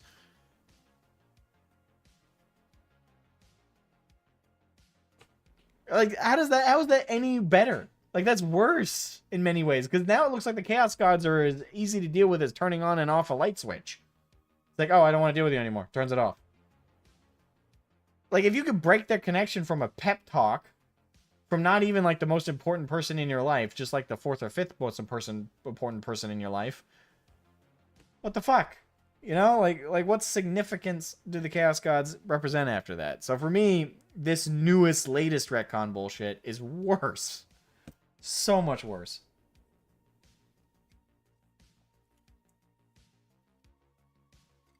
Logan's like, "Dad, get off the crack." I mean, yeah, pretty much. "Dad, that stuff's whack." Shit, you're right. It was good. It was good, though. It was good. Oh, God. I'm sorry. Like, this latest retcon stuff is really depressing. I don't consider it canon. I safely assume most of the 40k fanbase won't consider this shit canon. Just like a lot of us don't consider Erda canon. But, I don't know. Hopefully GW don't actually try and push this shit. But for me, like, the biggest problem isn't just, like, how it ruins the original lore, but also what it showcases for what they're planning to do in the future. Because why undo Horus's erasement, or erasure? Yeah, erasure is the word. Erasure from existence. Why undo that? Like, from a meta perspective, what is GW's motivation to do that? Now, I haven't answered that question, but if anyone else wants to throw out a different idea than I got, or if you think you know what I'm thinking, feel free to share it, because it's not looking good. Correct, to bring him back, but for what? Specifically, like, what grandiosely? What do they have planned?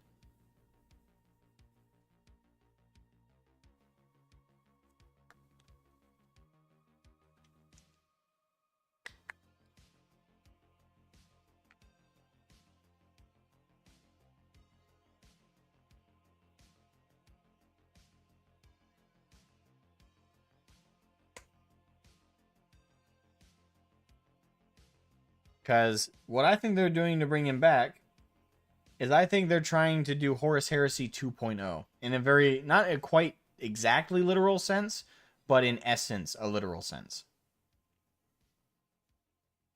Yeah, another Primarchs fighting each other. Exactly. Because Gilliman, as much as I hate him, is viewed as kind of like the leader right now of the Loyalist side. And we've just got the Lion back. And the Chaos has got Magnus, Angron, and Mortarion pretty firmly. And once they bring back Fulgrim, they'll have like the 4 representatives, right? And then they're going to need like a unifying Primarch to lead things. And let's be honest, Abaddon is kind of the community memes on him, GW meme on him at this point. No one takes him seriously, so they need a new serious leader. Now, obviously, I would have suggested Proto-Rabo for surviving Primarchs, but this situation makes me think that they're thinking, well, why don't we just bring back Horus? You know, I know the lore says we can't, but we could fix that.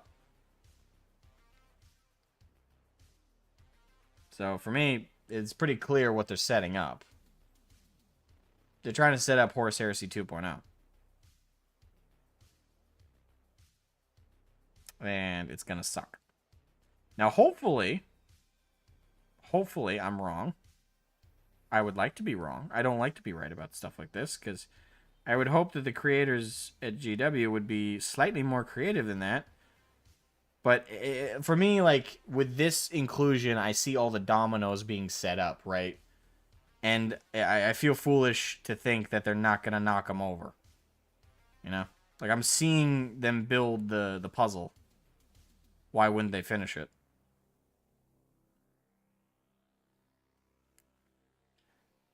That's where I'm at.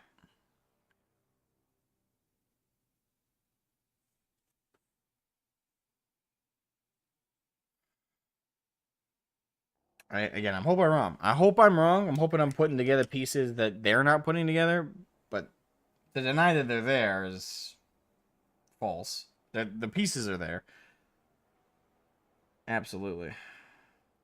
I just hope they don't go through with it. I really hope they think this shit through. And so far they haven't, but I hope they do eventually. Maybe to try and end times 40k. Yeah, but I think the form of that end times that they're going for is a Horus Heresy 2.0, and then this time Chaos wins. I think that's what they're going to end up doing.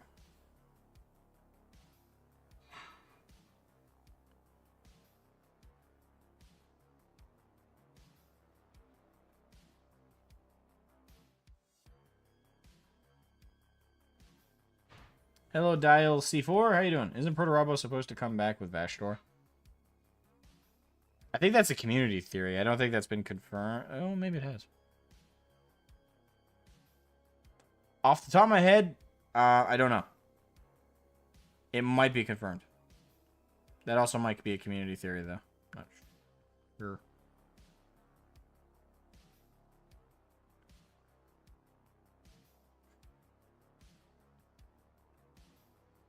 I always thought, you know, a good, like, if you had to end up doing Primarch v Primarch without doing retcon bullshit like this, I always thought it would be a good idea to, you know, have Proto-Rabo take over, like, the Black Legion.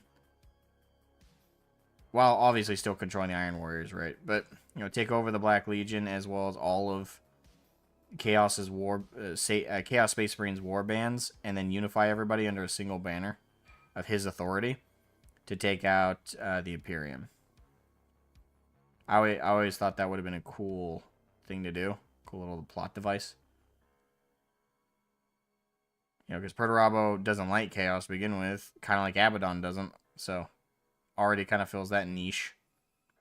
And unlike Abaddon, he's actually effective of a threat. You know, he can actually do shit. Now, obviously, Abaddon has done some shit. I'm not one of those people who say, oh, Abaddon, he's done nothing, huh? No, he has had some successes, as much as we meme about him being Abaddon. And he is Abaddon overall, but still. if I were to have written it, I would have gone with bring Perturabo back because he was never killed. You know, have him come back, take over everything, and then have like the other Primarchs back him up, whether intentionally or otherwise. Whether that being Angron, Mortarion, and Fulgrim. Angron, Mortarion, Fulgrim, and Magnus. Sorry. So each of those represent like the specific Chaos Gods, and then he represents Chaos Undivided. And then they would hit back against the Imperium in one big campaign, and then they would get hit back with preferably 5 Primarchs brought back on the Loyalist side. Gilliman, unfortunately. Then I would say Khan is someone they should bring back for the White Scars. Lion, they've already brought him back, so I just got to add him to the list. And the other two, I'd probably say Corvus Corax.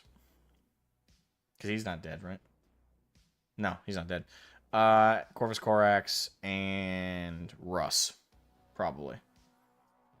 Like, that would have been how I would have directed it or written it, personally. But no, with this, it feels like they're just like... GW's like, well, Horus is like the big name, right? So we need to bring him back. So that's what all this retconning feels like to me. It's like they're setting up Horus's return.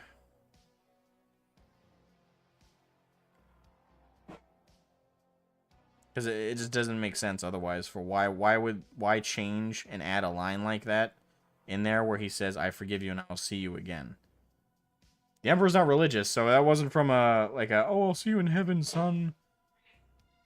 No, that was I will see you again. Like, alive. It does not make sense otherwise. I mean, it barely makes sense even with that, but still. GW may bring back Horus and have the Emperor take over his soul. That feels kind of pointless, doesn't it? Like, oh, let's bring him back. And then the Emperor eats his soul. Or takes over his soul. Why did we do that? Like, that's me over here. Like, why? What was the point? We bring him back just so the Emperor can Pac-Man his soul like a power-up. But why? Why? As it is, bringing him back, period, is a huge why. But that would just be, like, for me, like, that'd be even stupider. It's like, how did you already take a huge, confused question mark above my head and turn it into an amplified one? Like, what the fuck? Did you remember how people wanted Huron Blackheart to replace Abaddon before all the Primarchs started coming back? Yes, I do remember that. And before the Primarchs coming back, that would have made sense. Personally, like, I didn't mind the idea. But now that the Primarchs are coming back, and we've already got for Chaos, again, we got Angron being repped. We got being repped with with Khorne. We got Mortarion repping fuck me. Nurgle. Yeah. Like, the words are in my head. They aren't traveling to my fucking mouth. Nurgle. And then we also have Magnus repping Tzeentch. So we just need them to bring Chaos Fulgrim back, which should be pretty easy, to be honest. Bring Chaos Fulgrim back and have him rep Slaanesh, and then boom, we have the big four, and then we need like a unified leader. But the unified leader can't be Abaddon because it'd be like the scrawny femboy being in charge of all the Chad football players, right? Like, everyone would be like, why is this guy in charge? It doesn't matter if he's super smart and actually strategic and actually can do better than them in the leadership position. Doesn't matter. He's a fucking... He's a twink amongst Chads. Like, why would anyone want him to be a leader? And also, it doesn't make sense for any of those Primarchs to submit to Abaddon. It doesn't. Why would Angron submit to Abaddon? Why would Angron submit to anybody for that matter? But at least with, like, if it was Horus, which as much as I don't like that option, at least it makes sense with Horus, because Horus bumped up by all Force Chaos Gods could definitely kick Angron's ass. And preferably if it was Perturabo, like I would have wanted. Perturabo's got all the demon engine shit, right? He's got all the mechanical shit, the engineering, that stuff. I could imagine him pulling a Hulk Buster on fucking Angron, kicking his fucking ass into submission. I could see that. That'd be cool as shit. But Abaddon? No. Or Blackheart even. No. I don't see any of the Chaos Gods submitting to anything short of another Primarch or the Chaos or a Demon Prince. And even then, I don't see a Demon Prince. Isn't Korax hunting Lorgar as a Demon Raven thingy? Yes. Yeah. Lorgar is running from the Demon Raven. Hopefully for all eternity, the bitch.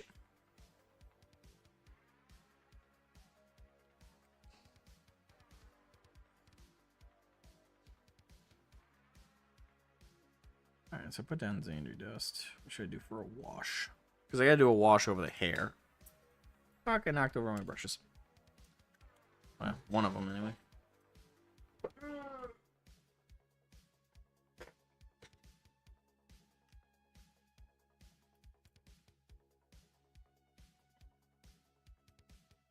But yeah.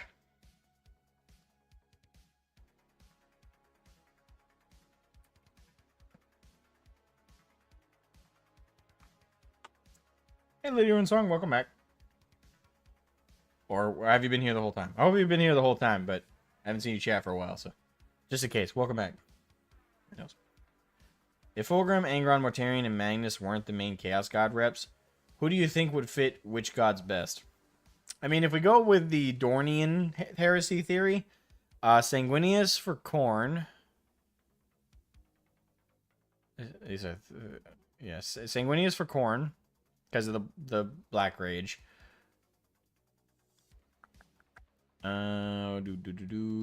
Russ for Slaanesh. I know a lot of people would raise an eyebrow at that because like the whole angry like Viking thing, but it's because of like the drinking and the it's because of the drinking really. It's the excess of the other stuff as opposed to sex. But if I had to switch him out for someone a little bit more appropriate for Slaanesh, probably Gilliman. Gilliman for Slaanesh. Russ for... No. I'd probably do Korax for Tzeentch. Not the perfect pairing there, but I think it makes sense a little bit. And who would be Nurgle? I mean, I could make a furry joke and say it would make sense for Russ because of, like, all the STDs the furries spread, but... Jokes aside, who would fit Nurgle? I don't know, actually, from, like, the Loyalist pick. The traditional Loyalist pick, I should say.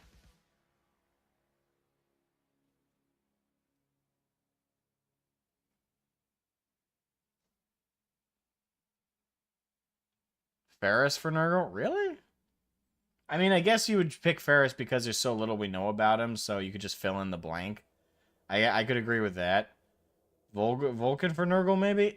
That's hard, though, because Vulcan's, like, flame and fire and, right, like, that kind of shit. Like, I could see, like a diseased plague fire, right? Like, I could see that, like, an argument, but it's, like...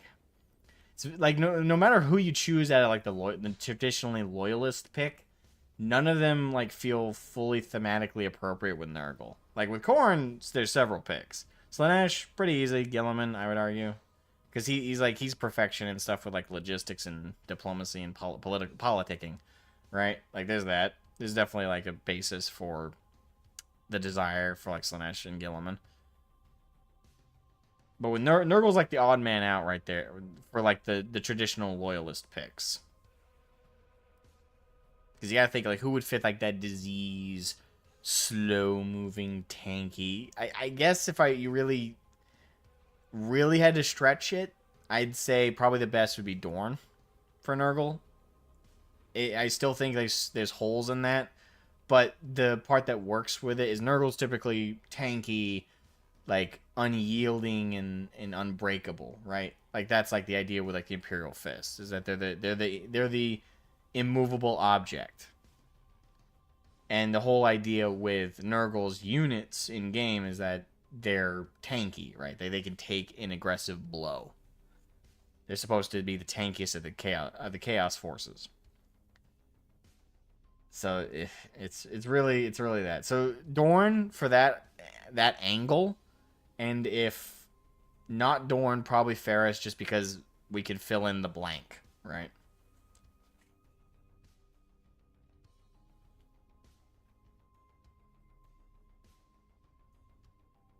Maybe a flesh shade. Nah, flesh shade give it a red tint.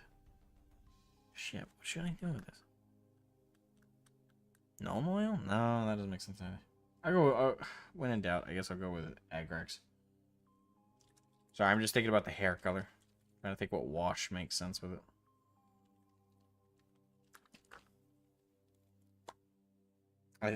Agrax is the only one that makes sense at the moment, so I'll do Agrax or shade.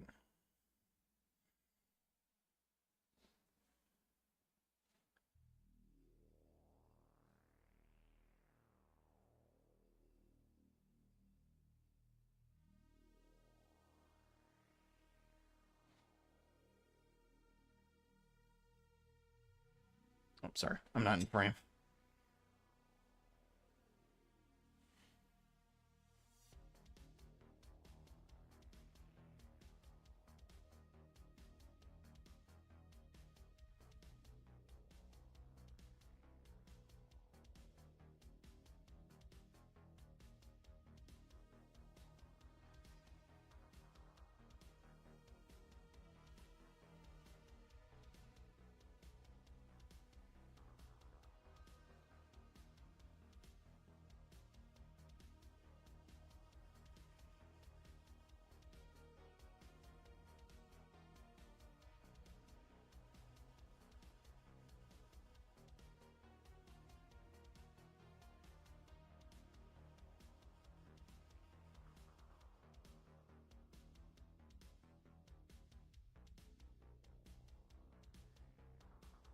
Sorry. Doom, doom, doom, doom.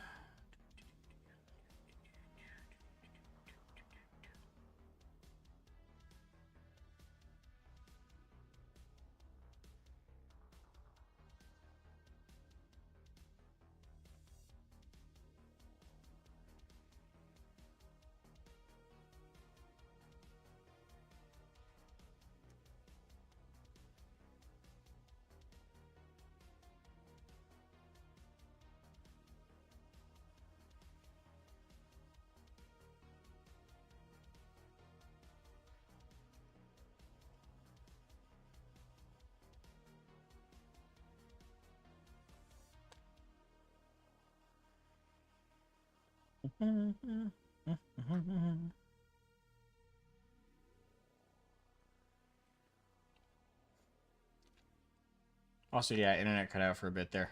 Hi again. Hi. Welcome back. How about the other traders? Like if we could, if Angron wasn't, so okay, out of the other traders.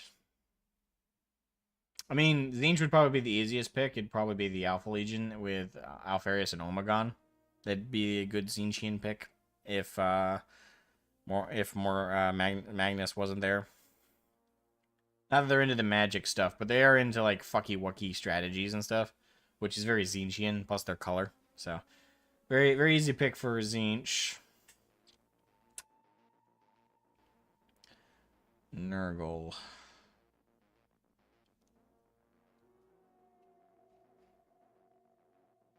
Nurgle, I'd say if it'd be Perturabo, if it wouldn't have been Mortarion, mainly because of the stubborn, heavy machinery, slow moving shtick. But this is in the presumption that Perturabo in this alternate approach would have been corruptible in that regard and would have fallen for a Chaos God or not. So yeah, definitely Perturabo for Nurgle.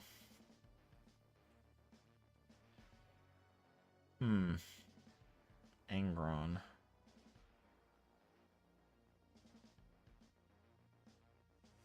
I don't know. Like Angron replace someone who could replace Angron for like the Corn Primarch out of the traders.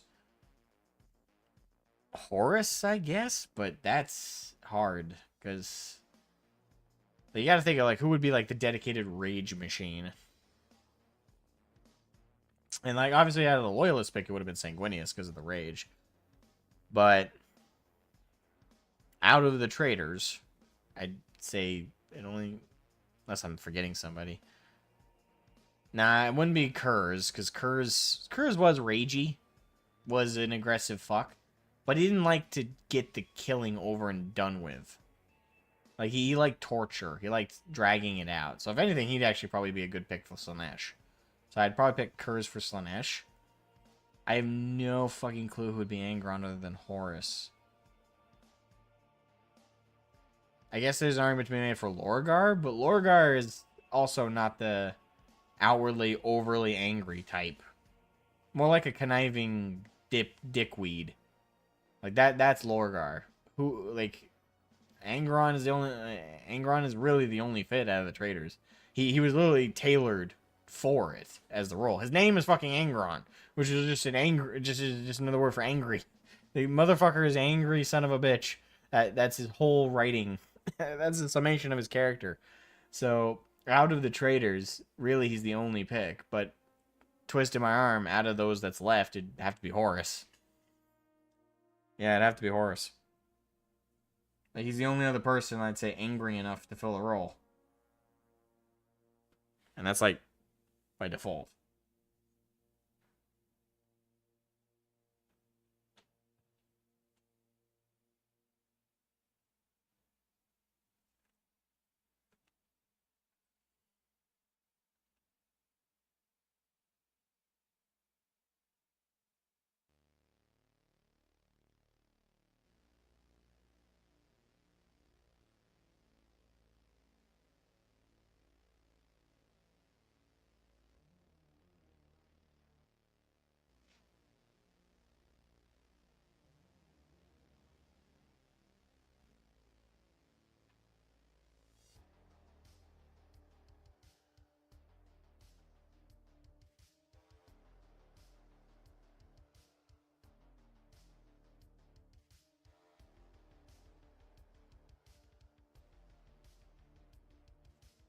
Good picks? I'd like to think so, yeah.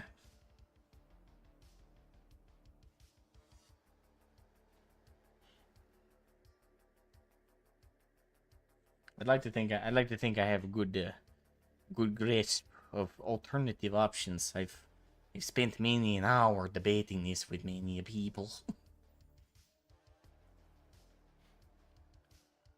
I have often considered this is Zoid Industries in the chat. I've often considered the idea of whether or not it would have made a difference if Kurz hadn't gone trader. It would have made a difference. Would it have like completely changed the outcomes of things? I would argue no. Like, I think generally a lot of the same beats would have still happened regardless of if Kurz had gone trader or not. But I think there's also plenty of stuff there that wouldn't have gone as badly if Kurz hadn't fallen.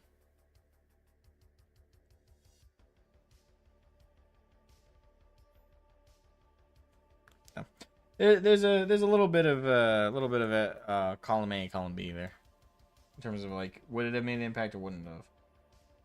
Depends on like how much of an impact we're talking here. Would it have been night and day? No.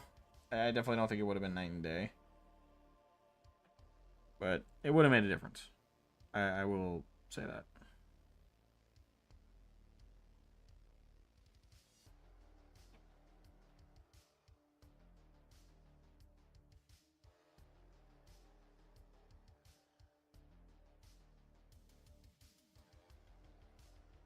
Okay, we keep going out of the campfire.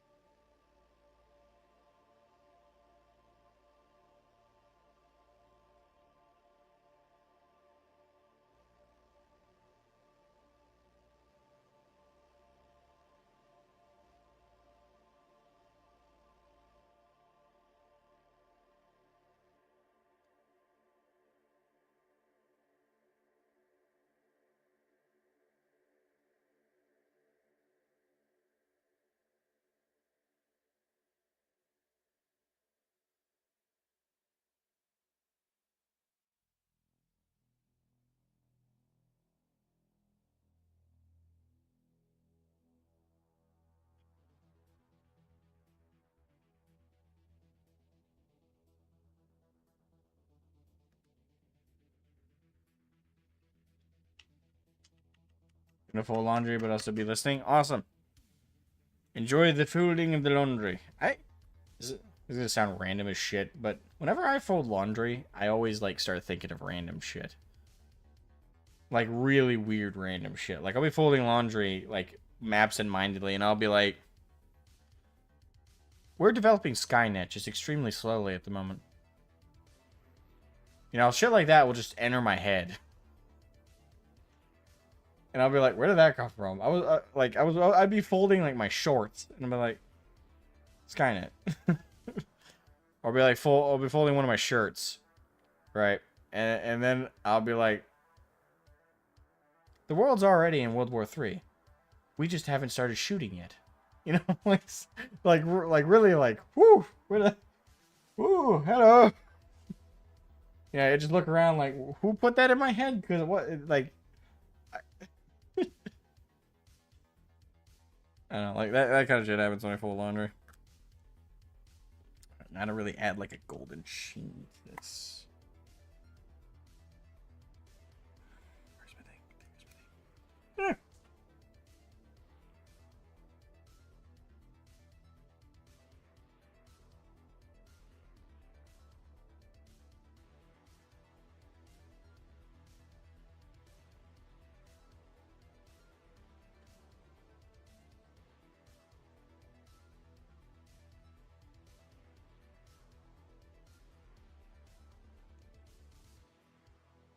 Fucking cat ears.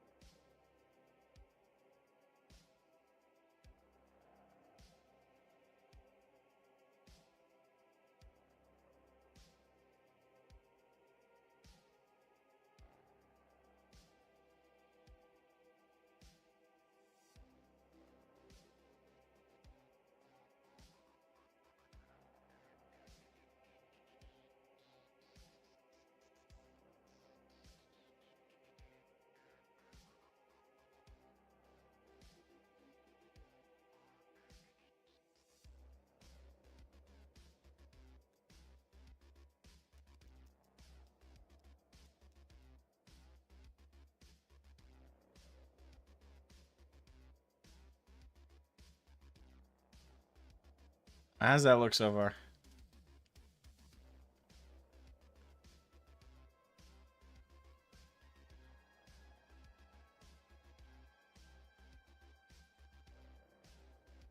Oh, making pretty good progress today.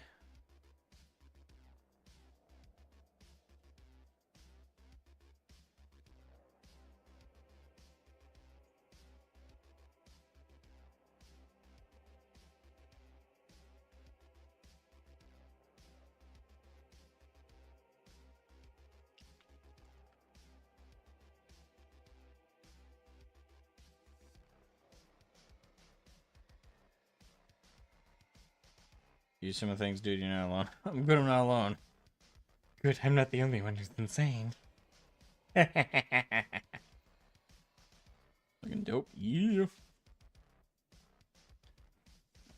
I gotta figure out how I'm gonna do like the glow. Hey, Matthew Gordon, do you want a eye glow from the eye sockets?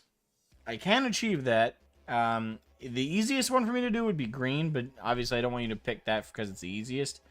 Is there a glow color you want coming from the islands? Reason I would suggest green only other than ease is also because on most of the Blood Angels armor and their stuff, they have like green lenses. At least I think. Maybe I'm thinking Blood Ravens with that. Blood Angels.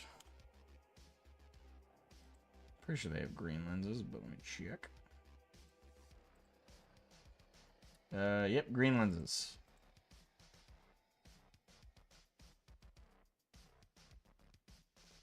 Green one looks super sick. Okay.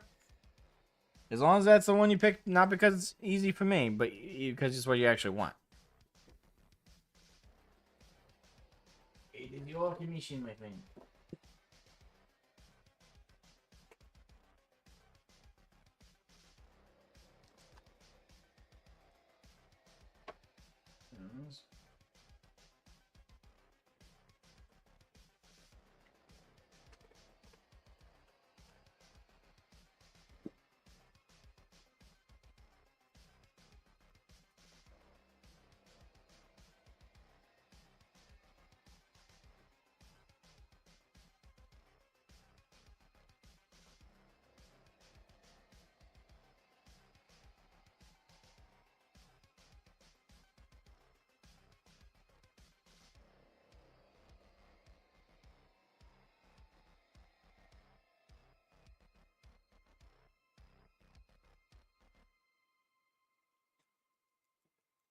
Oh no, this is the wrong one. Okay. Come on. Sorry, I was looking for a specific technical color paint I have. Yeah, I was looking for one that had the, because I have a painting what do you call them? A little stainless steel ball in one of them to help like really agitate the paint. I think it's even called a agitator ball. But yeah, it's to help shake it up and mix it up properly. That's why it sounds like a very tiny rattle can.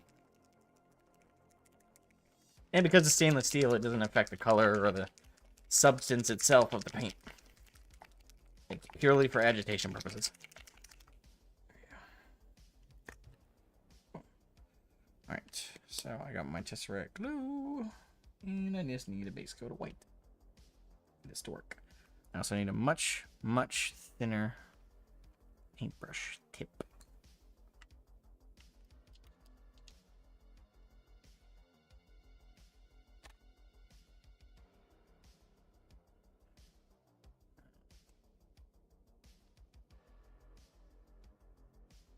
I also need length.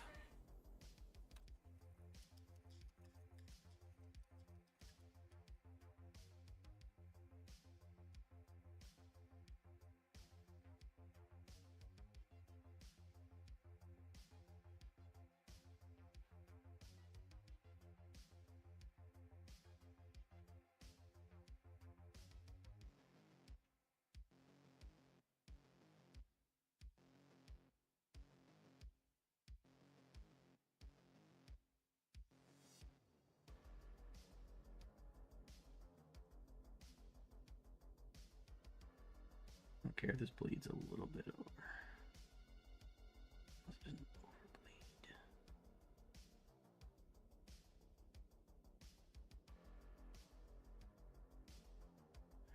Do a base coat on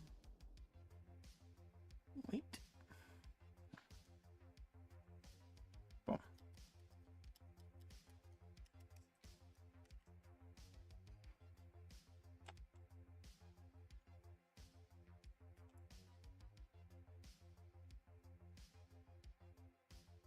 So let that white dry. Actually, or keep applying it because it wasn't incomplete.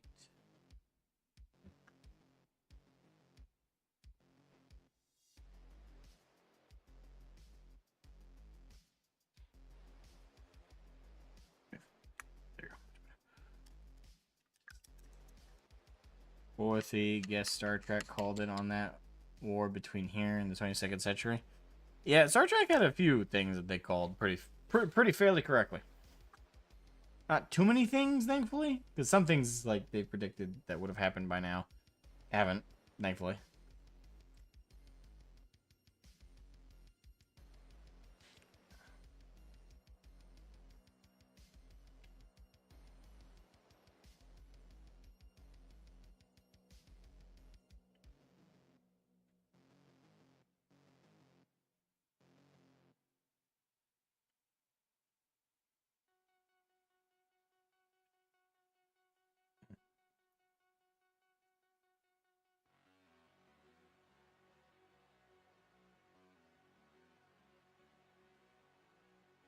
So I think the white's dry.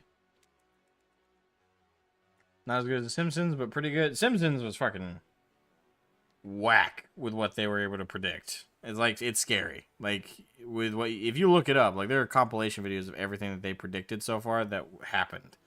And it's fucky. Like, it fucks with you, because you're like, wow. You know, it's like one of those moments. Where you're just like, how in the fuck did they do that?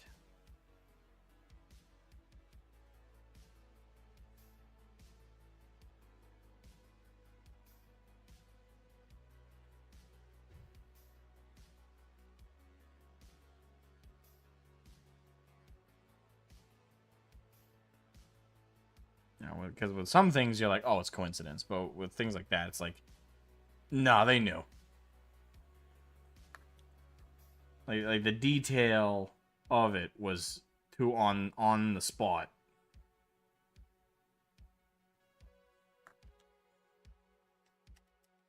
Simpsons have farseers. Maybe, I don't know. There's some, it's some suspect shit. I'm not gonna say. It's like when I saw the clip of like Trump and stuff in one of the some old Simpson episodes, being like in the mall, being like, Mr. President, Mr. President, you know, and stuff like that. I'm like, that's a little too accurate. Especially since there was like an exact like moment in a mall with Trump while he was president that was like that. Like where he was going through the mall waving at people in like an escalator or something. And in the Simpsons episode, if you see the clip, that's exactly what's happening in that clip too. Like it's not just the generic idea that was correct. It's like the specificity is correct. And you're like, how? How did you get that, you know? How's the glow look? Is that pretty good?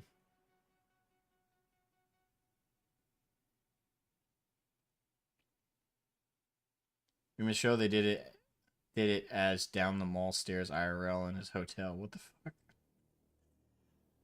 Again, this is some scary shit, man.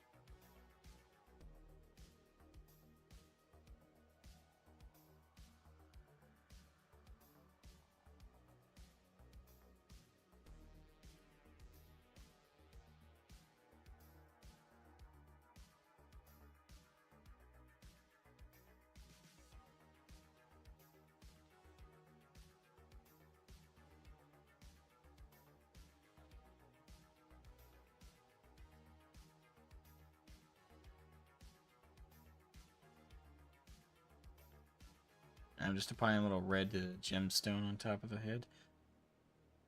There we go.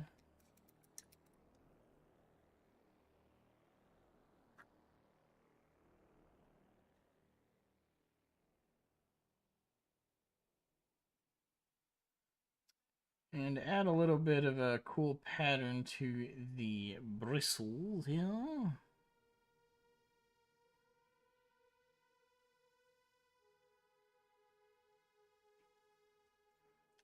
Alright, hold still.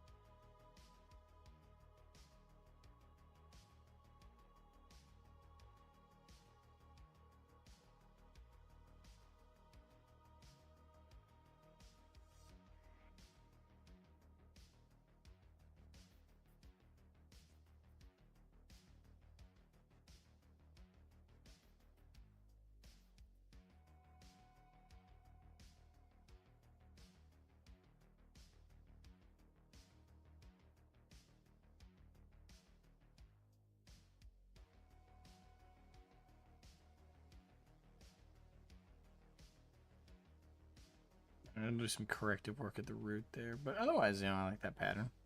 I don't know, Matthew Gordon, what do you think?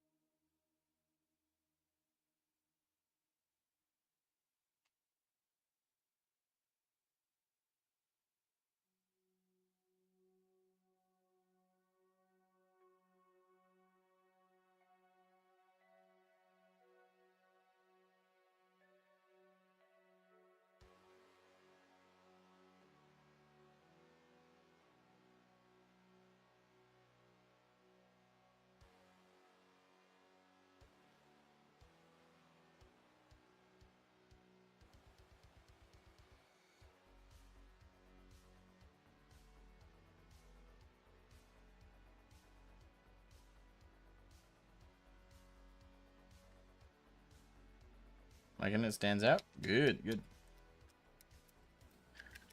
Alright.